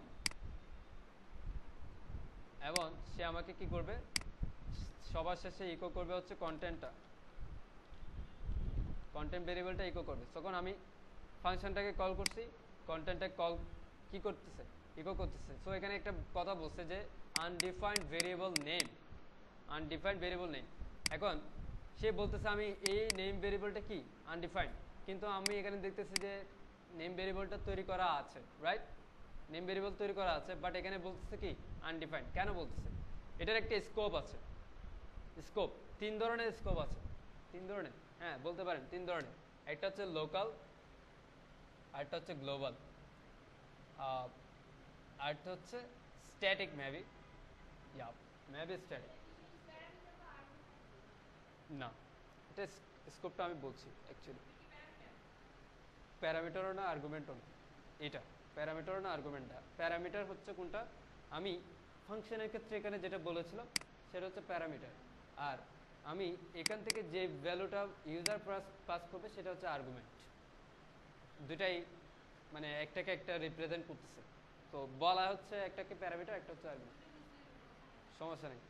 সো আমি 3টা স্কোপের কথা বলছি। একটা হচ্ছে গ্লোবাল, একটা হচ্ছে লোকাল, একটা হচ্ছে স্ট্যাটিক। সো স্ট্যাটিকটা বাদ, লোকাল এবং গ্লোবালটা বলি। লোকাল এবং গ্লোবালটা হচ্ছে যেমন দেখেন এখানে নেম যে ভেরিয়েবলটা আমি নিয়েছি সেটা কিন্তু গ্লোবাল স্কোপে আছে। তার মানে আমি যখন একটা অ্যাপ্লিকেশন তৈরি করব পিএইচপি দিয়ে, সেই অ্যাপ্লিকেশনে এই নেম ভেরিয়েবলটা আমি যে কোনো পেজ থেকে কি করতে পারি? রিড করতে পারবো। যে কোনো পেজ থেকে লিঙ্ক থাকলেই হবে। যে কোনো পেজ থেকে কি করতে পারবো? রিড করতে পারবো। কিন্তু ভিতরে যে কন্টেন্ট ভেরিয়েবল তৈরি করেছি সেটা কিন্তু আমি বাইরে আর পাবো না। সেটাকে বাইরে রিড করা যাবে। এখন ফাংশনের বাইরে যে ভেরিয়েবলগুলো তৈরি করা হয় এগুলো হচ্ছে গ্লোবাল স্কোপে থাকে। আর ফাংশনের ভিতরে যে ভেরিয়েবলগুলো তৈরি করা হয় সেগুলো হচ্ছে লোকাল ভেরিয়েবলে থাকে, লোকাল স্কোপে থাকে। সো নর্মালি আমরা যদি এভাবে দেখি যে একটা কিছু সুপার গ্লোবাল ভেরিয়েবল আছে। সুপার ভেরিয়েবল বলে আমরা এইভাবে ভেরিয়েবল তৈরি করি না, লাইক কন্টেন্ট। এটা তো জাস্ট আমরা তৈরি করছি। কিছু কিছু নাম আছে যেগুলো আমরা যে নামে ভেরিয়েবল তৈরি করতে পারবো না। যেমন আমি একদম সবার প্রথমে একটা ইউজ করছিলাম $_সার্ভার। এটা একটা ভেরিয়েবল, এটার ভ্যালুটা হচ্ছে অ্যারে। এটার ভ্যালুটা যেটা আছে সেটা হচ্ছে অ্যারে, এবং এটা আমার সার্ভার সম্পর্কিত কিছু ইনফরমেশন আমাকে দিবে। সো এটা হচ্ছে একটা global variable, super global variable, যে নামে আমি কোনো ভেরিয়েবল নিতে পারবো না।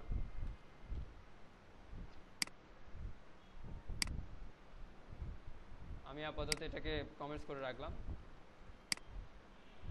এই নামে কি করতে পারবো না, আমি ভেরিয়েবল অ্যাকচুয়ালি নিতে পারবো, বাট এটা রং হয়ে যাবে। তো সুপার গ্লোবাল ভেরিয়েবল, এটা হচ্ছে কি সুপার গ্লোবাল ভেরিয়েবল। এই ধরনের 9টা সুপার গ্লোবাল ভেরিয়েবল আছে। সো মনে করেন আমি এখানে প্রিন্ট করব ইকো, আমি অ্যাকচুয়ালি HTML প্রি ট্যাগের মাধ্যমে প্রিন্ট করতেছি। কি প্রিন্ট করব? প্রিন্ট আর $গ্লোবালস। প্রি ট্যাগটা কেন দিচ্ছি? প্রি ট্যাগটা দিচ্ছে অ্যাকচুয়ালি যে লেখাটা শো করবে সেই লেখাটা যাতে আমাকে পারফেক্টলি সুন্দর করে সাজায় শো করে। নর্মালি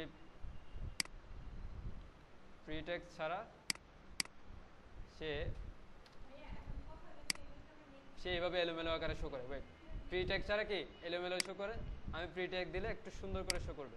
কথা হলো কি, এখানে দেখেন গ্লোবালস নামে একটা অ্যারে আছে যার মধ্যে কিছু ভেরিয়েবল আছে, পূর্ণ সংখ্যা, দশমিক সংখ্যা, সেন্টেন্স, একাধিক ডাটা, নেম, কন্টেন্ট। তার মানে আমি যতগুলা ভেরিয়েবল কোনো একটা ফাংশনের বাইরে নিয়েছি সবগুলাই হচ্ছে গ্লোবালের মধ্যে আছে। যেমন দেখেন এই কন্টেন্টটাও গ্লোবালের মধ্যে আছে। এখানে লেখা আছে না, কন্টেন্ট হচ্ছে গ্লোবাল, হ্যালো ওয়ার্ল্ড ডাটা। তো আমি যদি এই কন্টেন্টটা বাদ দেই, দেখেন এখানে কিন্তু আমার একটা ভেরিয়েবল নেওয়া আছে গ্লোবাল। এখানে কি, এখানেও একটা ভেরিয়েবল নেওয়া আছে, এটা কিন্তু আর আসতেছে না। এটা ফাংশনের ভিতর থেকে যেটা আছে সেটা কি গ্লোবালের মধ্যে আর আসতেছে না। সো গ্লোবালস ভেরিয়েবল, এই যে সুপার গ্লোবাল ভেরিয়েবল, এটার মধ্যেই যাবতীয় সব ডাটা থাকে।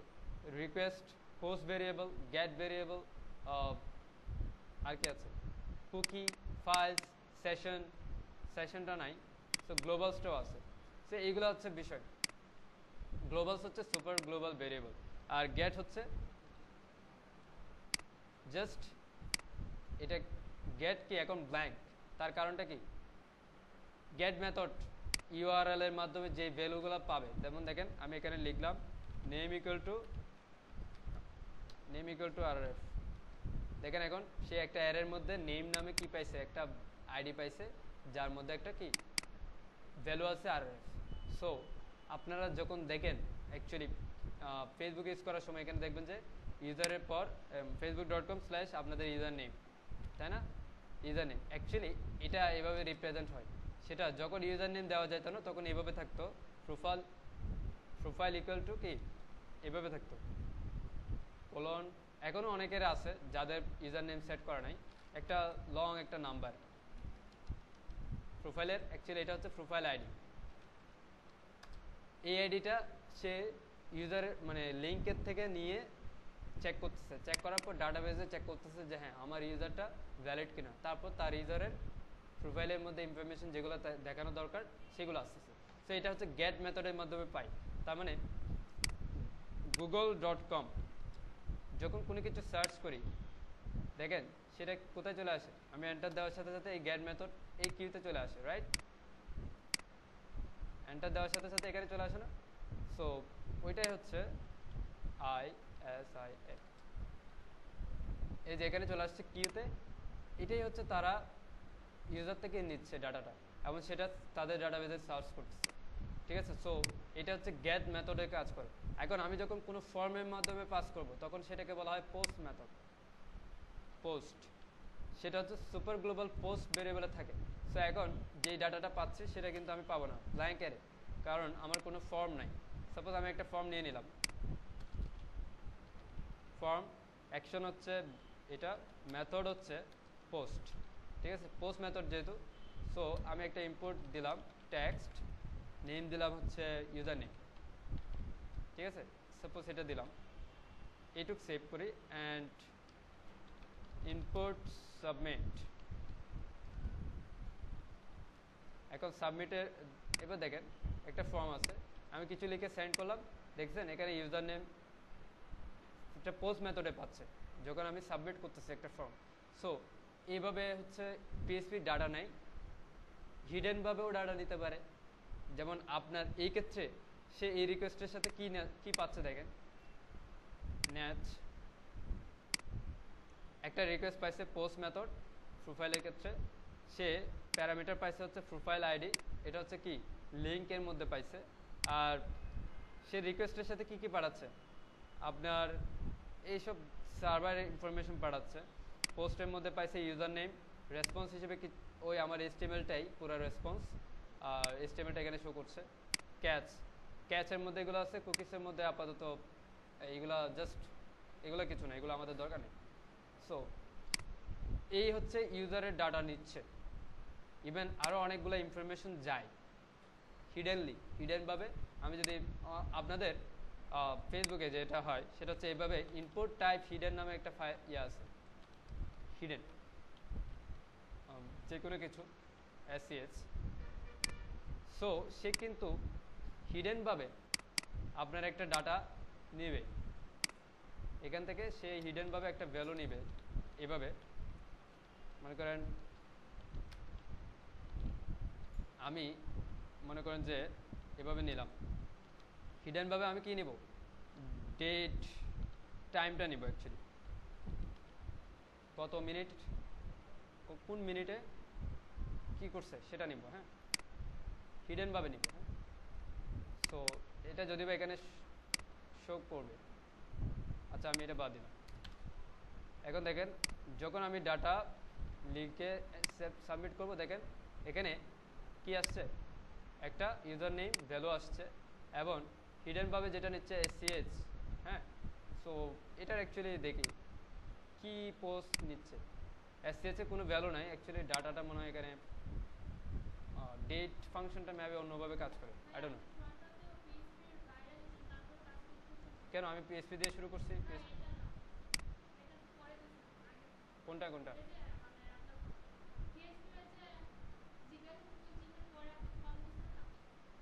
এটা?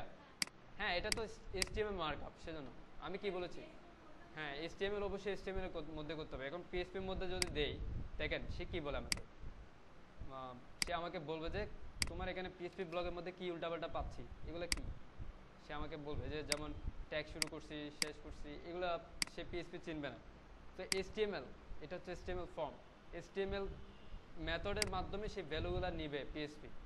মেথডের মাধ্যমে। এখানে পিএসপির কোনো কিছু নাই, যে আমি বলেছিলাম আপনাদের কাজ করার সময় যে ফর্ম এইচটিএমএল এর সাথে কাজ করবে না, সবসময় বলে আসি ফর্ম এইচটিএমএল এর সাথে কাজ করবে না। So HTML form actually import করার পর সাবমিট করার পর সে এই মেথডের মাধ্যমে ভ্যালু নিয়ে সেই মেথডের মাধ্যমে আমি এখানে কাজ করতে পারি পিএসপিতে, সেই মেথডের মাধ্যমে আমি পিএসপিতে কাজ করতে পারি। সো এই হচ্ছে ফর্মের বিষয়। সো ফর্ম অবশ্যই এইচটিএমএল এ কাজ করবে না। সো আমি অ্যাকচুয়ালি এখানে ডেট ফাংশনের মাধ্যমে সে হচ্ছে ডেট নিচ্ছে বা টাইম নিচ্ছে, বাট এটা শো করতেছে না, why I don't know. So maybe হতে পারে অন্য কোনো কাজ, অন্য কোনো কাহিনী। পোস্ট হিডেন অবস্থায় দেখাচ্ছে, টাইপ হিডেন। আচ্ছা দেখি তো, আমি টেক্সট দিয়ে দেখি আপাতত। ও এটা হিডেন, হ্যাঁ আচ্ছা।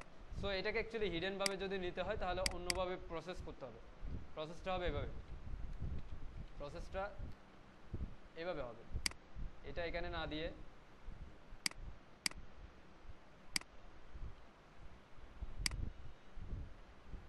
যখনই কি হবে ভ্যালু সাবমিট হবে, যখনই মানে, আচ্ছা আমি দিলাম এভাবে। একটু দেখেন জাস্ট, এটা আপাতত বোঝার দরকার নেই, আমি জাস্ট ইস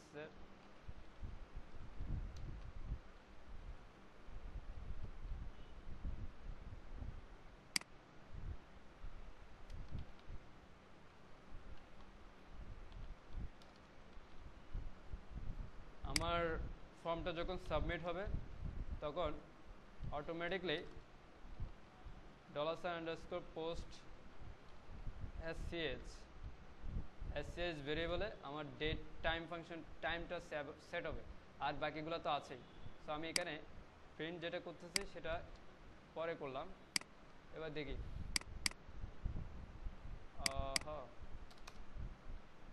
দিলাম একটা টাইম, দেখছেন সেকেন্ড 56 মিনিটে আমি ভ্যালুটাকে পাস করছি। সো এইভাবে হচ্ছে ফেসবুক বা যে কোনো ওয়েবসাইট আপনার কত সেকেন্ডে আপনি কি করছেন সব কিছু ডাটা নিচ্ছে, কোন আইপি থেকে সেন্ড করছেন সেটাও নিচ্ছে, এগুলো সব নিয়ে আপনাকে সেভ করে রাখতেছে।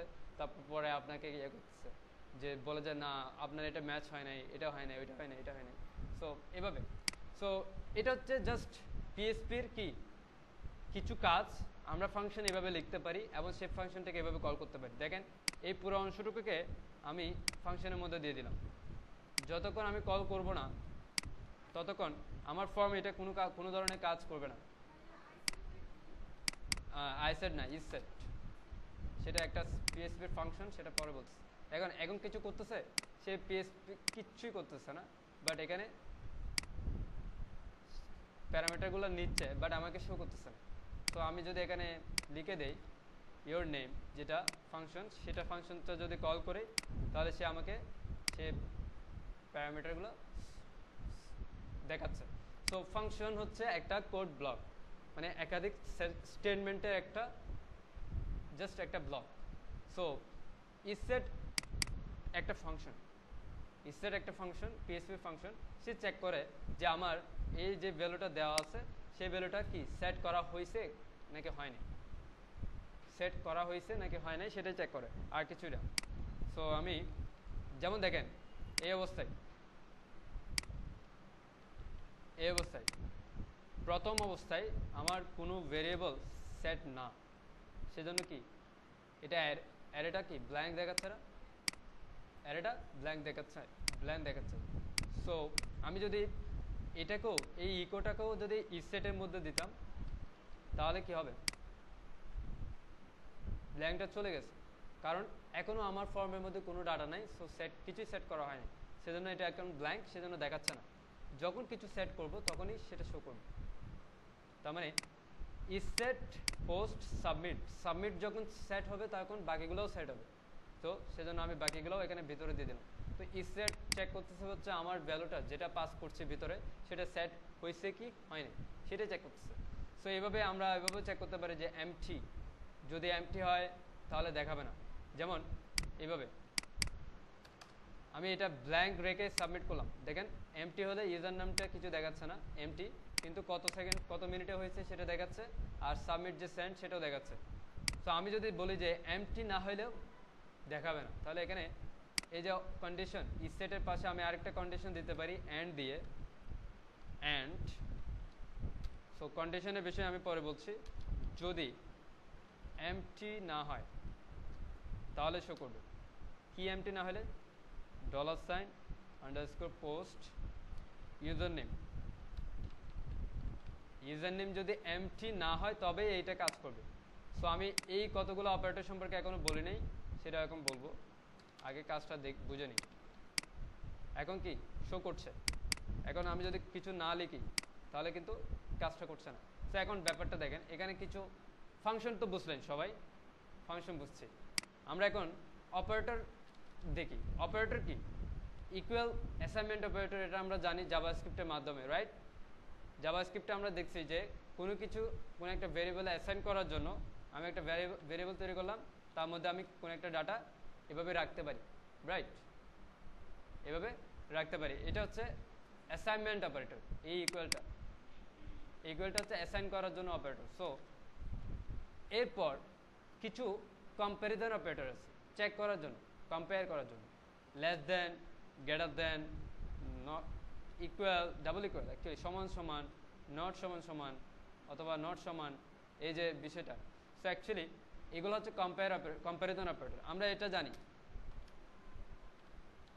এটা মিনস কি? সে আমাকে কি দিবে? আপনি কি বলবেন? 10 10 লেস দেন 60, আপনি বলছেন হ্যাঁ, হ্যাঁ, ঠিক আছে। তার মানে হ্যাঁ মিনস বলতে পারেন ইয়েস, ইয়েস মিনস বলতে পারেন ট্রু। তার মানে কি? এটা আমাকে সে প্রিন্ট করে দেবে হচ্ছে ট্রু। পিএইচপি আমাকে বলবে যে ট্রু। 10 অবশ্যই 60 থেকে ছোট, 60 থেকে ছোট, সেজন্য আমাকে কি করবে? সে বলবে যে ট্রু। সো এটা আবার যদি বলি 10 60 থেকে বড়, তাহলে এটা ফলস, অবশ্যই ফলস। সো এগুলো হচ্ছে comparison operator. Less than, greater than, তারপর হচ্ছে ডাবল ইকুয়াল। ডাবল ইকুয়াল বলতে সমান সমান। এই সমান এবং সমান সমান দুইটা কিন্তু ভিন্ন। যেমন আমরা এভাবে বলি 10 যোগ 20 30 যোগ 40 ডাবল ইকুয়াল কত লিখি? 70 80, এভাবে। কিন্তু আমরা বলে হচ্ছে সমান সমান বলি, মুখে বলি সমান সমান, লিখে হচ্ছে 80, ঠিক আছে? সো সমান সমান তার মানে কি? এইটা যোগ করলে যত পাবো এটা তার সমান, সেজন্য হচ্ছে সমান সমান। তার মানে এটা সে আমাকে ভ্যালু দিবে হচ্ছে ট্রু। যেহেতু এটা যোগফল করার পর যেটা পাবে তার সাথে এটা চেক করলে সে দেখতে পাবে যে হ্যাঁ 80 এবং 80 অবশ্যই সমান, তাহলে কি সে ট্রু দিবে। সো এটা হচ্ছে একটা অপারেটর সমান কিনা সেটা চেক করার জন্য। আবার ট্রিপল ইকুয়াল একটা আছে। ট্রিপল ইকুয়ালটা কি? ট্রিপল ইকুয়ালটা বিষয়টা হচ্ছে ডাটা টাইপ সহ চেক করে, ডাটা টাইপ সহ চেক করে। যেমন আমার একটা ভ্যালু আছে হচ্ছে নাম, এটার মধ্যে 100 আছে। আমার আরেকটা ভ্যালু আছে হচ্ছে নেম 2, এটার একটা ভ্যালু আছে, কিন্তু এটা এভাবে আছে। এখন দুইটার ডাটা টাইপ কিন্তু ভিন্ন, দুইটার ডাটা টাইপ, এটা এবং এটা দুইটা ডাটা টাইপ ভিন্ন। তো আমি এখানে ইকো করলাম $নেম ট্রিপল ইকুয়াল নেম 2। প্রথমে আমি ডাবল ইকুয়াল দিয়ে দেখি সে আমাকে কি বলে, দেখেন।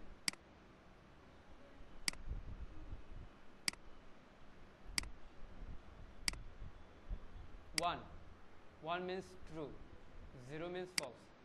সো এই ভ্যালু এবং এই ভ্যালু সমান বলতেছে, অবশ্যই সমান। এটাতেও 100, এটাতেও 100, ঠিক আছে? আমি যদি এখানে কিছু যুক্ত করতাম তাহলে কিন্তু সমান হইতো না।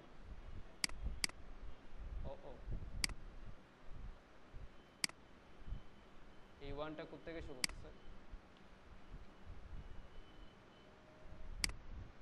আচ্ছা, হ্যাঁ, তারা সমান ধরতেছে, এই জন্য আমি যখন নাম্বার আকারে চেক করতেছি তখন সে এই পর্যন্ত রিড করতেছে অ্যাকচুয়ালি।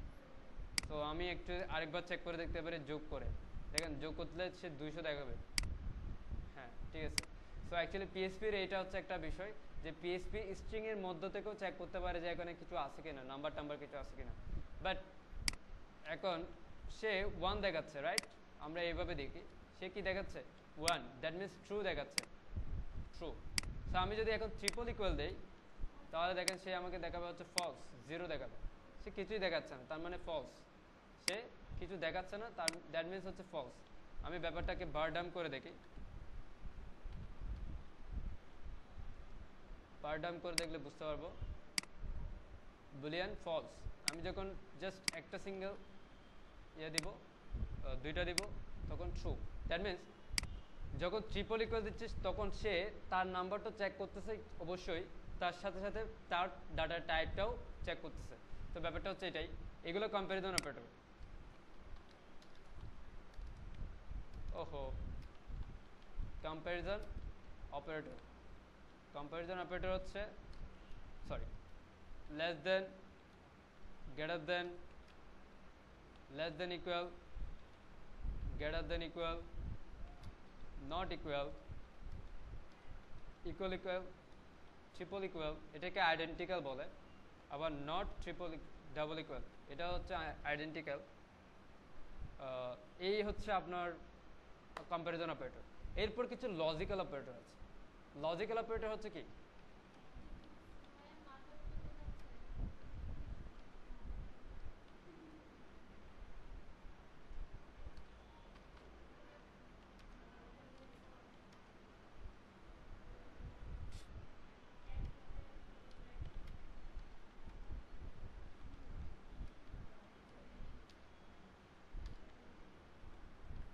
আচ্ছা okay fine, thank you. Conditional statement বুঝছেন সবাই? কন্ডিশনাল স্টেটমেন্ট বুঝে নেয় আরেকটা, ক্লাসে কথা বলেন তাহলে কীভাবে বুঝবেন বলেন? এখন থেকে যা বলবো রেকর্ডিংই বলবো। ক্লাসে যে কথা বলেন নাবিল আপু,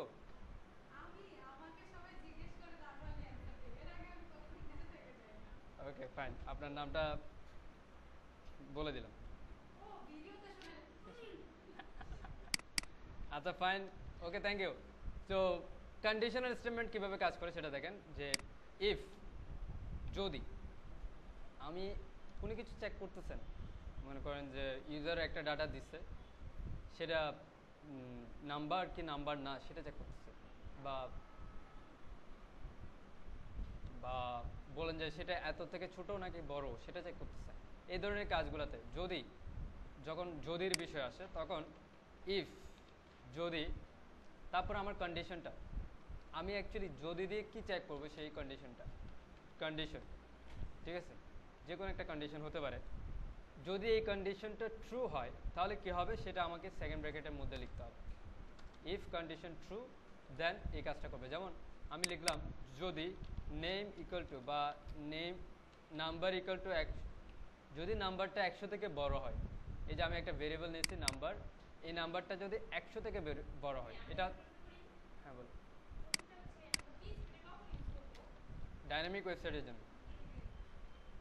এবার আমি বলতেছি ডাইনামিক ওয়েবসাইট কি জিনিস সেটা আপনি চেনেন না। এই দেখেন, যদি নাম্বার কি হয় 100 থেকে বড় হয় তাহলে কি হবে, এই হুররে লেখাটা শো করবে। সো আমরা অ্যাকচুয়ালি এটা আপাতত কমেন্টস করে রাখি, এবং এখানে দেখি কি আসছে। কিছু আসছে? কিছু আসে নেই, হুররে আসে নেই। কারণ কি, নাম্বারটা 100 থেকে বড় না। এখানে আমি 100 করে দিলাম, 100 থেকে বড় করে দিলাম 102। এবার দেখেন হুররে আসছে, আসছে। সো এখন আমি যদি চাই, কন্ডিশনাল স্টেটমেন্ট তো বুঝছেন এবং কম্প্যারিজন অপারেটরের কাজও বুঝছেন। এখন লজিক্যাল অপারেটরের কাজটা দেখেন, 100 থেকে বড় না, আমি চাচ্ছি যে দুইটা কন্ডিশন চেক করব, যদি সেটা 100 থেকে বড় হয়, অথবা 100 থেকে যদি 100 সমান হয়, যদি 100 থেকে বড় হয় অথবা 100 সমান হয়, তাহলে অথবা বিষয়টা হচ্ছে এটা, দুইটা ভার্টিক্যাল ভার অথবা অর এভাবে লিখে দিতে পারবে, or dollar sign number equal 100, মানে কি, এই নাম্বার ভেরিয়েবলের যে ভ্যালুটা আছে সেটা প্লাস আমি যে ভ্যালুটা দিচ্ছি সেটা যদি সমান হয় তাহলে কি হবে, পুরো শো করবে। দেখেন এতক্ষণ শো করছিল না, এখন দেখবেন পুরো শো করছে। এই অথবার কাজটা কি, অথবার কাজটা হচ্ছে আমি দেখেন দুইটা কন্ডিশন দিয়েছি, দুইটা কন্ডিশন দুইটা কন্ডিশনের মধ্যে যে কোনো একটা ট্রু হইলেই হবে, যে কোনো একটা ফলস বা অ্যাকচুয়ালি ট্রু, যে কোনো একটা ট্রু হলেই কি হবে, আমার এই কোডটা রান করবে। এখন আমি যদি এন্ড দেই তাহলে অবশ্যই দুটাই ট্রু হইতে হবে, তাহলেই কোডটা রান করবে। এখন দেখেন এটা ট্রু কিন্তু এটা ট্রু না, এটা ট্রু কিন্তু এটা ট্রু না, সেজন্য কি হচ্ছে না, ঠিকঠাকভাবে কাজ করছে না। ঠিক আছে, সো এটা হচ্ছে বিষয়। সো এটা হচ্ছে অ্যান্ড, আমরা এভাবে লিখতে পারি অ্যান্ড, ঠিক আছে, আমরা অর এভাবে লিখতে পারি, আবার এভাবে লিখতে পারি। সো আরেকটা হচ্ছে নট, যেমন আমি চেক করলাম এভাবে, জাস্ট এভাবে 100 থেকে বড় অথবা ডাটাটা অ্যান্ড যদি ডাটাটা থাকে, ডাটাটা যদি থাকে, এখানে আমি কোনো কিছু দিই নাই, কম্পেয়ার করার মতো কিছু দিই নাই, আমি ডিরেক্ট দিয়েছি কি শুধুমাত্র $, নেম ভেরিয়েবলটা। এটা তাহলে কি রিপ্রেজেন্ট করতেছে, এটা অ্যাকচুয়ালি রিপ্রেজেন্ট করতেছে ডাটা আছে কি নাই, ডাটা আছে কি নাই। যেমন এখানে দেখেন 100 থেকে বড়, সেটা চেক করলো, ডাটা আছে সেটা, আচ্ছা আমি এখানে 101 করে দেই, 100 থেকে বড় এবং ডাটা আছে বলে হুর রেশো করতেছে। এখন আমি যদি বলি যে 100 থেকে বড়, রাইট, মনে করেন এভাবে দিলাম যে এভাবে নট, এটা হচ্ছে কি নট $nm, nm মিনস যদি না থাকে, যদি ডাটা না থাকে, তাহলে দেখেন ডাটা তো অবশ্যই একটা আছে 100, সুতরাং পুরে শো করছে না, কারণ হচ্ছে কি ডাটা আছে, এই সূত্রটার সাথে মিলে নেই, এই সূত্রটার সাথে মিলে নেই। তো আমি যদি এখন ডাটাটা ব্ল্যাঙ্ক করে দিই, মনে করেন কিছুই নাই, তাহলে কি হবে, পুরে দেখাবে, দেখাবে না, কারণ আরেকটা সূত্র যেটা আছে এখানে, আরেকটা সূত্র যেটা দিছি সেটা আর কাজ করছে না। ঠিক আছে, সো এটা অবশ্যই একটা রং কন্ডিশন হয়ে গেছে আর কি, নো প্রবলেম। আচ্ছা এইভাবে আরেকটা দিয়ে করি, তাহলে 100 থেকে যদি বড় হয় 101 এবং নামের ভেরিয়েবল আমি কোনো কিছু অ্যাসাইন করলাম না, কোনো কিছু অ্যাসাইন করলাম না। তো এখন দেখেন এইভাবে চেক করি, অ্যান্ড $num2 যদি থাকে তাহলে হুররে শো করবে। তো এখন কি শো করবে, হুররে শো করতেছে, শো করতেছে না, কারণ আনডিফাইন্ড ভেরিয়েবল num2 দেখাচ্ছে। num2 আমরা কে ব্ল্যাঙ্ক রেখে দিতে পারি, অ্যাকচুয়ালি ব্ল্যাঙ্ক, একটা ব্ল্যাঙ্ক, অথবা ডিফল্টভাবে সেটা নাল, এইভাবে রাখলাম, নাল একটা অবজেক্ট বলতে পারি। তো এখন দেখেন হুররে শো করতেছে কিনা, হুররে শো করতেছে, ডিফল্টভাবে এটাতে ভ্যালু আছে নাল। তো আমি নট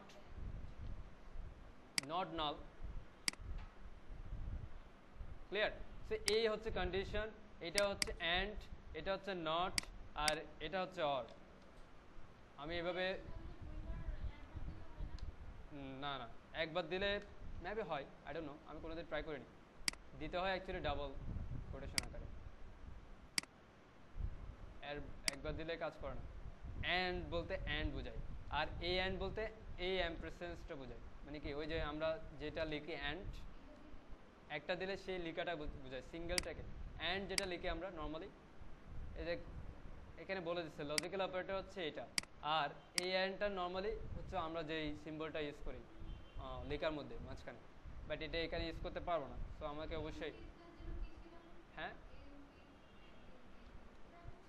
এমপি, এটা একটা চিহ্ন, ওই যে অ্যান্ড চিহ্নের একটা কোড আর কি, ইউনিকোড এনটিটি, এই দেখেন। সো আমরা ইফ এলস বুঝছি, কম্প্যারিজন অপারেটর বুঝছি, লজিক্যাল অপারেটর বুঝছি, ফাংশন বুঝছি, এবার অ্যাকচুয়ালি অবজেক্টটা বুঝি। অবজেক্ট কি জিনিস, আপনি একটা অবজেক্ট, আমি একটা অবজেক্ট, এগুলো সব অবজেক্ট। আমার কিছু প্রপার্টি আছে, যেমন দুইটা কান, দুইটা নাক, একটা নাক, দুইটা হাত, এগুলো আছে। সো এগুলো হচ্ছে আমার প্রপার্টি, অ্যান্ড দেন আমি, আমার মধ্যে কিছু ফাংশনাল কাজ আছে যেগুলো, যেমন আমার ব্রেন কিছু ফাংশনাল কাজ করে। সো এই ধরনের কাজ, যেমন আমার হাতটাও আবার একটা মেথড বলতে পারেন, যে হাতটা কাউকে মারতে পারে, ঠিক আছে। সো এই যে বিষয়টা, এইগুলো হচ্ছে কি মেথড, আর আমার কি আছে সেগুলো হচ্ছে কি প্রপার্টি। তো অবজেক্ট হচ্ছে যার মেথড আছে কিছু, যার কিছু প্রপার্টি আছে, যেমন কার, গাড়ি, দরজা আছে, জানালা আছে, তারপর হচ্ছে কি আছে, চাকা আছে, তারপরে এইগুলা কিন্তু চাকাটা ঘুরে, সো একটা মেশিন আছে, সো মেশিনটা হচ্ছে মেথড। সো এই ধরনের বিষয় আর কি। সো আমরা এই অবজেক্টটা কিভাবে তৈরি করতে হয়, ক্লাস নাম দিয়ে। ক্লাস, সেই অবজেক্টের নাম কার্স, তারপর সেকেন্ড ব্র্যাকেট শুরু এবং শেষ।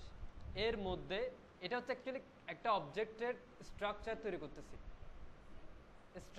করতেছি, সো একটা অবজেক্টের স্ট্রাকচার তৈরি করতেছি। যেমন আমি একটা পাবলিক কিছু প্রপার্টি তৈরি করতেছি। অবজেক্টের প্রপার্টি নেম হচ্ছে কার, তারপর $, ডোর মনে করেন যে 4টা, তারপর উইন্ডো, আচ্ছা উইন্ডো না, আমরা কালার দেই।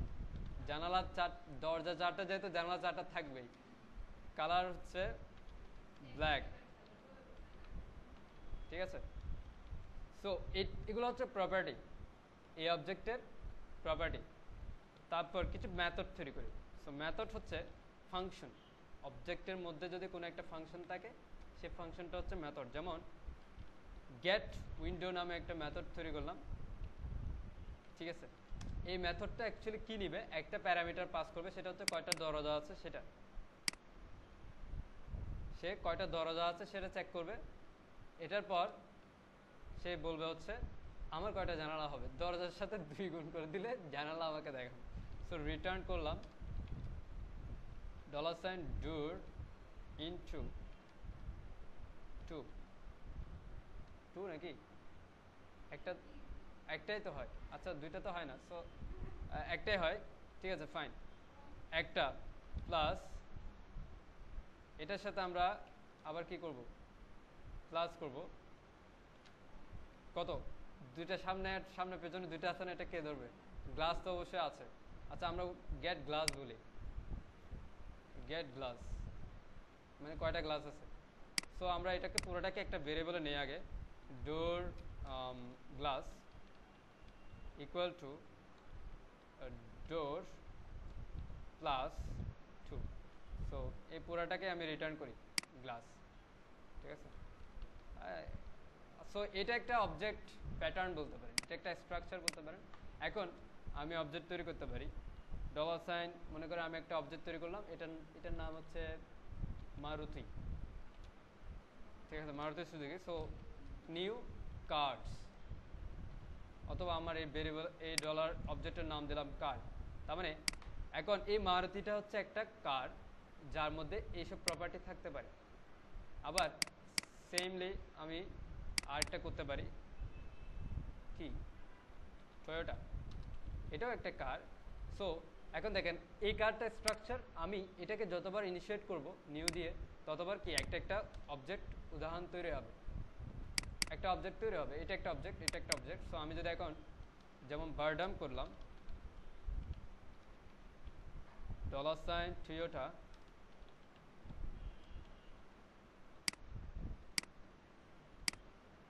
তো এটা হচ্ছে একটা অবজেক্ট, কার অবজেক্ট, তার একটা নাম আছে স্ট্রিং কার, ডোর আছে 4টা, কালার আছে হচ্ছে black.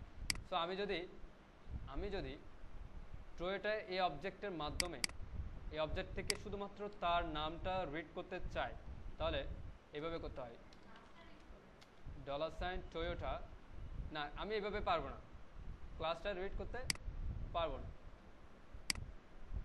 Fatal error, catchable fatal error, যে object of class could not be converted to string. Echo যে ফাংশনটা, সেটা কি হয়, সেটা একটা স্ট্রিং রিপ্রেজেন্ট করে, স্ট্রিংকে প্রিন্ট করে। সো প্রিন্টার যদি দিয়ে দেখি,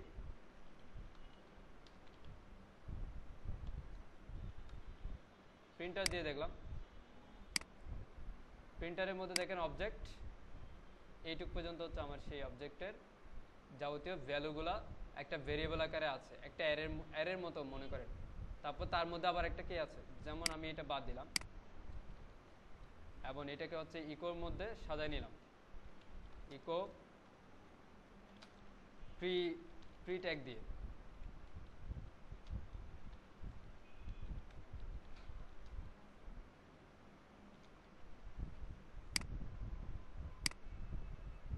তার একটা অবজেক্ট, তার মধ্যে কিছু পাবলিক কি আছে, প্রপার্টি আছে, কিছু পাবলিক প্রপার্টি আছে, নেম, ডোর, কালার। এখন আমি এই একটা প্রপার্টিকে যদি প্রোটেক্টেড করে দেই, প্রোটেক্টেড প্রপার্টি, তাহলে এটা কিন্তু আর পাবলিকলি শো হবে না। ও সরি, আমরা যেহেতু ডেভেলপমেন্ট মোডে কাজ করতেছি সেজন্য প্রোটেক্টেড শো করতেছে, বাট এটা অন্য কোনো ইয়াতে বলতে পারেন অন্য কোনো ক্লাসে ইউজ করা যাবে না, বা এটাকে আমি পার্সোনালি কি করতে পারবো না, রিড করতে পারবো না। যেমন এরকম ইকো দিলাম $, টয়োটা, দেন কালার, এভাবে যদি রিড করতে চাই তাহলে একটা এরর শো করতেছে যে can not access protected property. ঠিক আছে, আমি জাস্ট বার ডাউন দিয়ে দেখতে পাচ্ছি, এটা অন্য বিষয়, কিন্তু আমি এটাকে বাইরে অ্যাক্সেস করতে পারবো না প্রোটেক্টেড ভেরিয়েবলগুলোকে। সো এটা শুধুমাত্র ক্লাসে ইউজ করা যাবে, নির্দিষ্ট ক্লাস, ওই ক্লাসের মধ্যে এই ভ্যালুটা। তো এইভাবে হচ্ছে একটা স্ট্রাকচার তৈরি করতে হয়, সেই স্ট্রাকচারের মাধ্যমে আমরা হচ্ছে ডাটাটা নিতে পারি। সো আবার আপনারা একটু পিএসপি ক্লাসটা দেখেন, যে পিএসপি ক্লাস, পিএসপির যে ম্যানুয়ালটা আছে সেটাতে গিয়ে দেখেন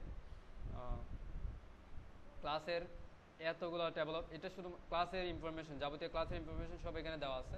ইন্ট্রোডাকশন, সে ক্লাস কীভাবে, ক্লাস সম্পর্কে বলা আছে। আবার ক্লাস একটা ক্লাস কীভাবে, বেসিক ক্লাস তৈরি করার একটা বিষয় দেওয়া আছে এখানে, যে পাবলিক প্রপার্টি যেগুলো আমরা পাবলিকলি ভিজিট করতে পারবো। যেমন আমি এখানে যদি এখন নেম দেই, সে আমাকে কিন্তু নেম শো করবে। নেমটা হচ্ছে কি, কার নেম শো করতেছে।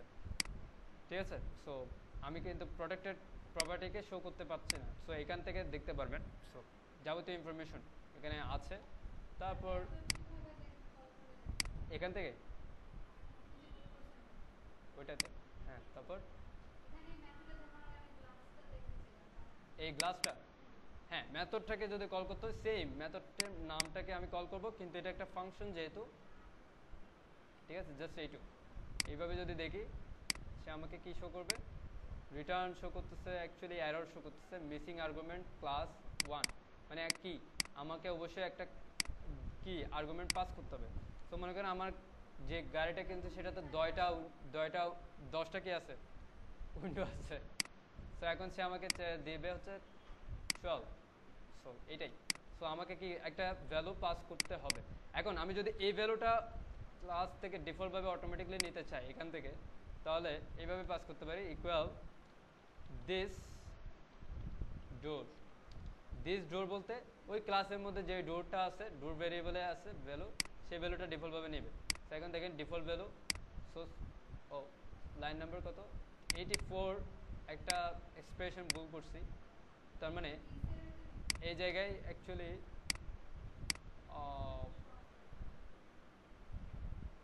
মেবি ডিফল্টভাবে আমি নাল দিলাম। তারপর হচ্ছে এখানে $ডোর ইকুয়াল টু $this ডোর, এটা সেট করলাম। এবার দেখে, হ্যাঁ, এটা এক্সপ্রেশনটা মেবি এখানে ফাংশনের মধ্যে এইভাবে ভ্যালুটা নিচ্ছে না। ঠিক আছে, এইভাবে। সো দিস ডোর বলতে আমার ক্লাসের যে ডোরটা আছে সেই ডোরটা। সো এইভাবে ক্লিয়ার। তো এইভাবে হচ্ছে একটা অবজেক্ট তৈরি করতে হবে। সো ব্যাপারটা আমি আবার একটু সুন্দরভাবে বলি, দেখেন অবজেক্ট তৈরি করার সিস্টেম। অবজেক্ট হচ্ছে একটা ক্লাস, সেই অবজেক্টের নাম কার, তারপর সেকেন্ড ব্র্যাকেটের মধ্যে আমার অবজেক্টের প্রপার্টি হচ্ছে নর্মালি যেগুলো ভেরিয়েবল তৈরি করি সেগুলোই হচ্ছে প্রপার্টি, আর যেগুলো ফাংশন তৈরি করি সেগুলো হচ্ছে মেথড। ঠিক আছে, জাস্ট এইটুক মাথায় রাখেন। ফাংশন তৈরি করলে সেটা হচ্ছে একটা মেথড,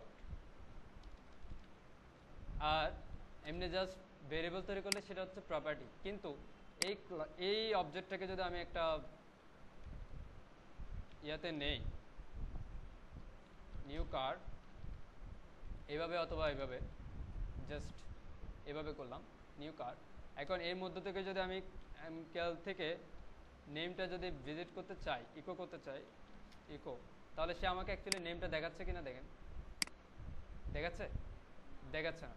সেই ভেরিয়েবলটা যেটা আছে সেটা অ্যাকচুয়ালি মানে সিনট্যাক্স এরর বলতেছে। কী ধরনের সিনট্যাক্স এরর? সে অ্যাকচুয়ালি পাবলিক, সবগুলোকে পাবলিক যদি দেয়, পাবলিক কিওয়ার্ডের মাধ্যমে এগুলোকে পাবলিকলি অ্যাক্সেস করাইতে হবে। ঠিক আছে, সো পাবলিক, সো ফাংশনও যদি পাবলিকলি আমি বাইরে থেকে কল করতে চাই তাহলে অবশ্যই পাবলিক করে দিতে হবে। সব প্রপার্টি ক্লাসের ক্ষেত্রে প্রপার্টি বা মেথডগুলো পাবলিক হয়, আবার প্রটেক্টেড হয়, আবার প্রাইভেট হয়। Public, protected, private. তো স্ট্যাটিকও মেবি একটা ইয়ে আছে। সো স্ট্যাটিক এটা জাস্ট স্কোপ। সো এই হচ্ছে ক্লাস, এবং আমরা ক্লাসটাকে ইনিশিয়েট করতেছি এভাবে, ঠিক আছে। এটা হচ্ছে এক্সট্রা স্ট্রাকচার। এটার উপর আমি চাইলে ক্লাসকে এক্সটেন্ড করতে পারি। আবার মনে করেন আমি আরেকটা ক্লাস তৈরি করলাম, লাইক জাস্ট এমনি মনে করেন যে ক্লাস এটা হচ্ছে, মনে করেন যে 2 জায়গার 3 জায়গার কার, মানে আচ্ছা ন্যানো, মনে করেন ন্যানো একটা কার না, nano, tata nano, tata nano. So nano হবে একটা কার, সেজন্য আমি এটাকে এক্সটেন্ড করতেছি, এক্সটেন্ড কার। আচ্ছা এক্সটেন্ড নাকি স্ট্যান্ডস? হ্যাঁ স্ট্যান্ডস। তার মানে কি ন্যানো অলরেডি একটা কার, তার মধ্যে কোনো ভ্যালু, কোনো কি নাই, প্রপার্টি নাই, কিছু নাই, দেখেন কিছু নাই। তো আমি যদি এখন ন্যানোটাকে ইনিশিয়েট করি, আমি কিন্তু এই ন্যানোর ভ্যালু এখন এমকেএল নেম দিছি, ন্যানোতে কিন্তু কিছুই নাই, সে এক্সটেন্ড করে এখান থেকে ডাটাটা নিবে, হ্যালো শো করতেছে। তার মানে কি ব্যাপারটা হচ্ছে আমি একটা নতুন ক্লাস তৈরি করছি, সেটাকে এক্সটেন্ড করছি হচ্ছে আগের ক্লাস। সো তার মানে আমরা যখন অ্যাপ্লিকেশন তৈরি করব, নর্মালি ওয়ার্ডপ্রেস, আপনারা এইগুলো দেখবেন ওয়ার্ডপ্রেস মনে করেন একটা উইজেট আছে, আপনাদের যেটা বলা হয় উইজেট আছে। সো ওয়ার্ডপ্রেসের একটা উইজেট তৈরি করা আছে স্ট্রাকচার, কিন্তু আমি যদি কাস্টম উইজেট তৈরি করতে হয়, আমাকে এভাবে আমার কাস্টম উইজেট ক্লাসটা তৈরি করতে হবে, সেই ক্লাসের একটা নাম দিতে হবে, সেটাকে এক্সটেন্ড করতে হবে কিছু থেকে, ওয়ার্ডপ্রেসের যে উইজেট ক্লাসটা আছে সেটাকে এক্সটেন্ড করতে হবে। সো এখন ব্যাপারটা হচ্ছে এরকম, আমার এটা একটা মেইন ক্লাস, আমার এটা একটা সাব ক্লাস। আমি এই ক্লাসটাকে এটার মাধ্যমে ইনহেরিট করতেছি। ইনহেরিট বুঝেন? সিএসএসও আপনারা দেখছেন, ইনিশিয়াল ইনহেরিট বুঝেন না? কোনোদিন W3 স্কুল দেখছেন? আমি সবসময় বলেছিলাম ইউজেস এবং ডেফিনেশনটা একটু দেখছেন? আসলে খুব বেশি আমার মাথা আপনার ধরতেছে।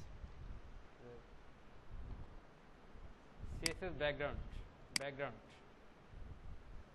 সো এখানে দেখছেন ইনহেরিটেড ভ্যালু, ডিফল্ট ভ্যালু, এটা কোনো দিন দেখছিলেন? তাহলে না বোঝার কি আছে?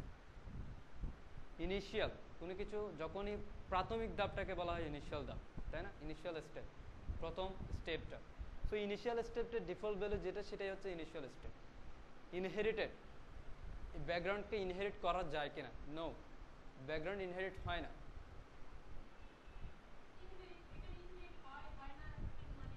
সেটা কি আমি বলছি, এটা অন্য এলিমেন্ট দিয়ে দেখলে বুঝতে পারবে।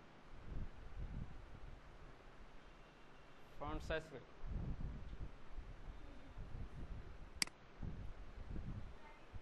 কি বলছে? Inherited, yes. Default value medium. So normally আমি যদি কোনো একটা এলিমেন্টের ফন্ট সাইজ ইউজ না করি, তার ডিফল্ট ভ্যালু কিন্তু মিডিয়াম, ঠিক আছে। আবার আমি যখন বডিতে ফন্ট সাইজ ইউজ করি, তাহলে ভিতরে সবগুলো ফন্ট সাইজ কেমনে পাই? কারণ সে ইনহেরিটেড এলিমেন্ট, সে তার প্যারেন্ট থেকে সাইজ নিতে পারে। ইনহেরিট মিনসটা হচ্ছে এটা, তার প্যারেন্ট থেকে সাইজ নিতে পারে, ঠিক আছে। হ্যাঁ এটাই। এখন ক্লাসটা হচ্ছে এটা, এটা হচ্ছে প্যারেন্ট ক্লাস, এটাকে এক্সটেন্ড করছি ওই প্যারেন্ট ক্লাস থেকে। সো এটা এখন এটার প্রপার্টি, পাবলিক প্রপার্টি যা আছে সব কিছুই এটা ইউজ করতে পারবে, প্রাইভেট প্রপার্টি ছাড়া। এর প্রাইভেট প্রপার্টি ইউজ করতে পারবে না, ঠিক আছে। সো এর পাবলিক প্রপার্টি যা আছে এ ইউজ করতে পারবে। সো আমরা একটা ক্লাস তৈরি করছি যার মধ্যে কিছু একটা প্রপার্টি এবং একটা মেথড আছে পাবলিকলি, আরেকটা ক্লাস তৈরি করছি যার মধ্যে কোনো মেথড প্রপার্টি কিছুই নাই। কিন্তু আমি যখন সেই মেথড নাই ন্যানো ক্লাসটাকে যখন ইনহেরিট করছি, বা এটাকে কি বলে ইনিশিয়েট করছি, তৈরি করছি নিউ কিওয়ার্ডের মাধ্যমে, তখন এখান থেকে যখন আমি নেমকে দেখতে যাচ্ছি, তখন সে আমাকে কিন্তু নেম দিচ্ছে। এবং কোথা থেকে দিচ্ছে? সে তার বাবা থেকে দিচ্ছে, আই মিন তার প্যারেন্ট থেকে দিচ্ছে। সো এটা হচ্ছে সেই প্যারেন্ট ক্লাস। সো এখন কোথায় পাবলিক করা লাগলো না? ন্যানোকে এটা তো অলরেডি পাবলিক করা আছে, যে ভেরিয়েবলটা। হ্যাঁ, না না, এখানে পাবলিক করার কিছু নাই, পাবলিকলি তৈরি করা আছে, সেটাকে পাবলিকলি ইউজ করতেছি। এটা এই যে এটার মাধ্যমে ইকো আমি জাস্ট ইউজ করতেছি পাবলিকলি। সো এখন দেখেন প্রোটেক্টেড যদি ভ্যালু হয়, এই ভ্যালুটা প্রোটেক্টেড, ঠিক আছে।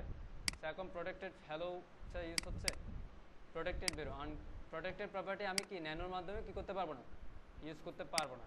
তো আমি আবার সেই সেম ভেরিয়েবলটাকে যদি $নেম, এখানে যদি হ্যালো ফ্রম ন্যানো, এটাকে যদি আমি এখানে এসে পাবলিক করে দেই, সে কিন্তু আমাকে এখানে ওইটা দেখাবে, হ্যালো ফ্রম। এখন কিন্তু আমার ন্যানোর প্রপার্টিটা দেখাচ্ছে, রাইট। আমি যদি এটা না দেই তাহলে এখানে এটা দেখাচ্ছে। তো ওইটা যেহেতু প্রোটেক্টেড সেজন্য আমাকে এরর দেখাচ্ছে। আমি যদি আবার এভাবে করি যে শুধুমাত্র পাবলিক ভ্যালুটা দিলাম না, ন্যানো নেমটা কি পাবলিক, ন্যানোতে এসে নেমটা পাবলিক, এখন কি এররটা শো করছে না। তো এইভাবে হচ্ছে। আবার প্রাইভেট যদি দেই, এখানে যদি না ইউজ করি তাহলে তো কিছু শো করবে না, বলবে যে প্রাইভেট আমি কি আনডিফাইন্ড প্রপার্টি নেম, এই নেমটা হচ্ছে আনডিফাইন্ড, কারণ এই নেমটা শুধুমাত্র এই ক্লাসে ইউজ করা যাবে, যেহেতু এটা প্রাইভেট প্রপার্টি। আর যদি প্রটেক্টেড হয় তাহলে আমি এই ক্লাসে ইউজ করতে পারবো, নো প্রবলেম। মেবি পারবো না, ইনহেরিট করতে পারবো, নো প্রবলেম। তো এই হচ্ছে ক্লাস এক্সটেন্ড করা, ক্লাস থেকে একটা ক্লাসের প্রপার্টি আরেকটা ক্লাসে নিয়ে আসা। তারপর হচ্ছে আরও কিছু বিষয় আছে। ক্লাস যখন আমরা তৈরি করছি, এটা যখন তৈরি করছি তখন ডিফল্টভাবে যদি আমার ক্লাসকে কিছু করতে দেই ডিফল্টভাবে, তাহলে কিছু মেথড আছে, কিছু ম্যাজিক মেথড, যেগুলোকে বলা হয় ম্যাজিক মেথড। সো একটা মেথড হচ্ছে এটা, public function underscore constructor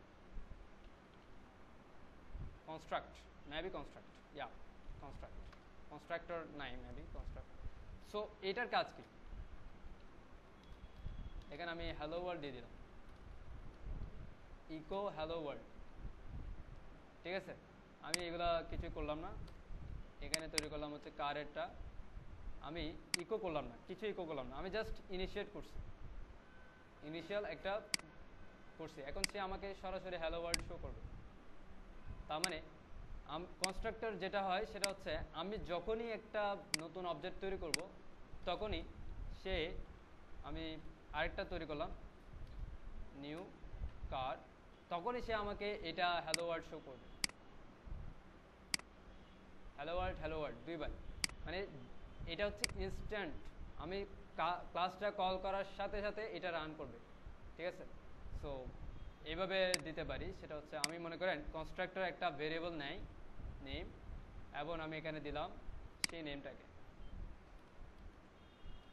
space dot $name, ঠিক আছে। এখন আমি এখানে পাস করতে পারি rf institute, hello rf hello institute, clear? ব্যাপারটা বুঝতে পারছেন? সো কনস্ট্রাক্টর হচ্ছে তখনই ট্রিগার্ড হবে, তখনই রান হবে যখনই আমার ফাংশনটা মানে অবজেক্টটা তৈরি হবে, সাথে সাথে রান হবে। নর্মালি একটা ফাংশন কি হয় না, নর্মালি একটা ফাংশন তৈরি করার পরে কিন্তু রান হয় না, আমি যতক্ষণ কল না করি। কিন্তু এই কনস্ট্রাক্টর ফাংশনটা হচ্ছে এমন একটা ম্যাজিক ফাংশন, যে এই ফাংশনটা যখনই আমি ক্লাসটা তৈরি করব তখনই রান হবে, এবং তার মধ্যে যা আছে হ্যালো সেটা শো করতেছে। সো আমরা এইগুলা ওয়ার্ডপ্রেসে দেখব, ওয়ার্ডপ্রেসে যদি বা এতটা অ্যাডভান্সে যাব না ওয়ার্ডপ্রেসের, বাট এগুলাই হচ্ছে আপনারা দেখবেন ভবিষ্যতে। যেমন আপনি ওয়ার্ডপ্রেস হচ্ছে একটা ধরনের একভাবে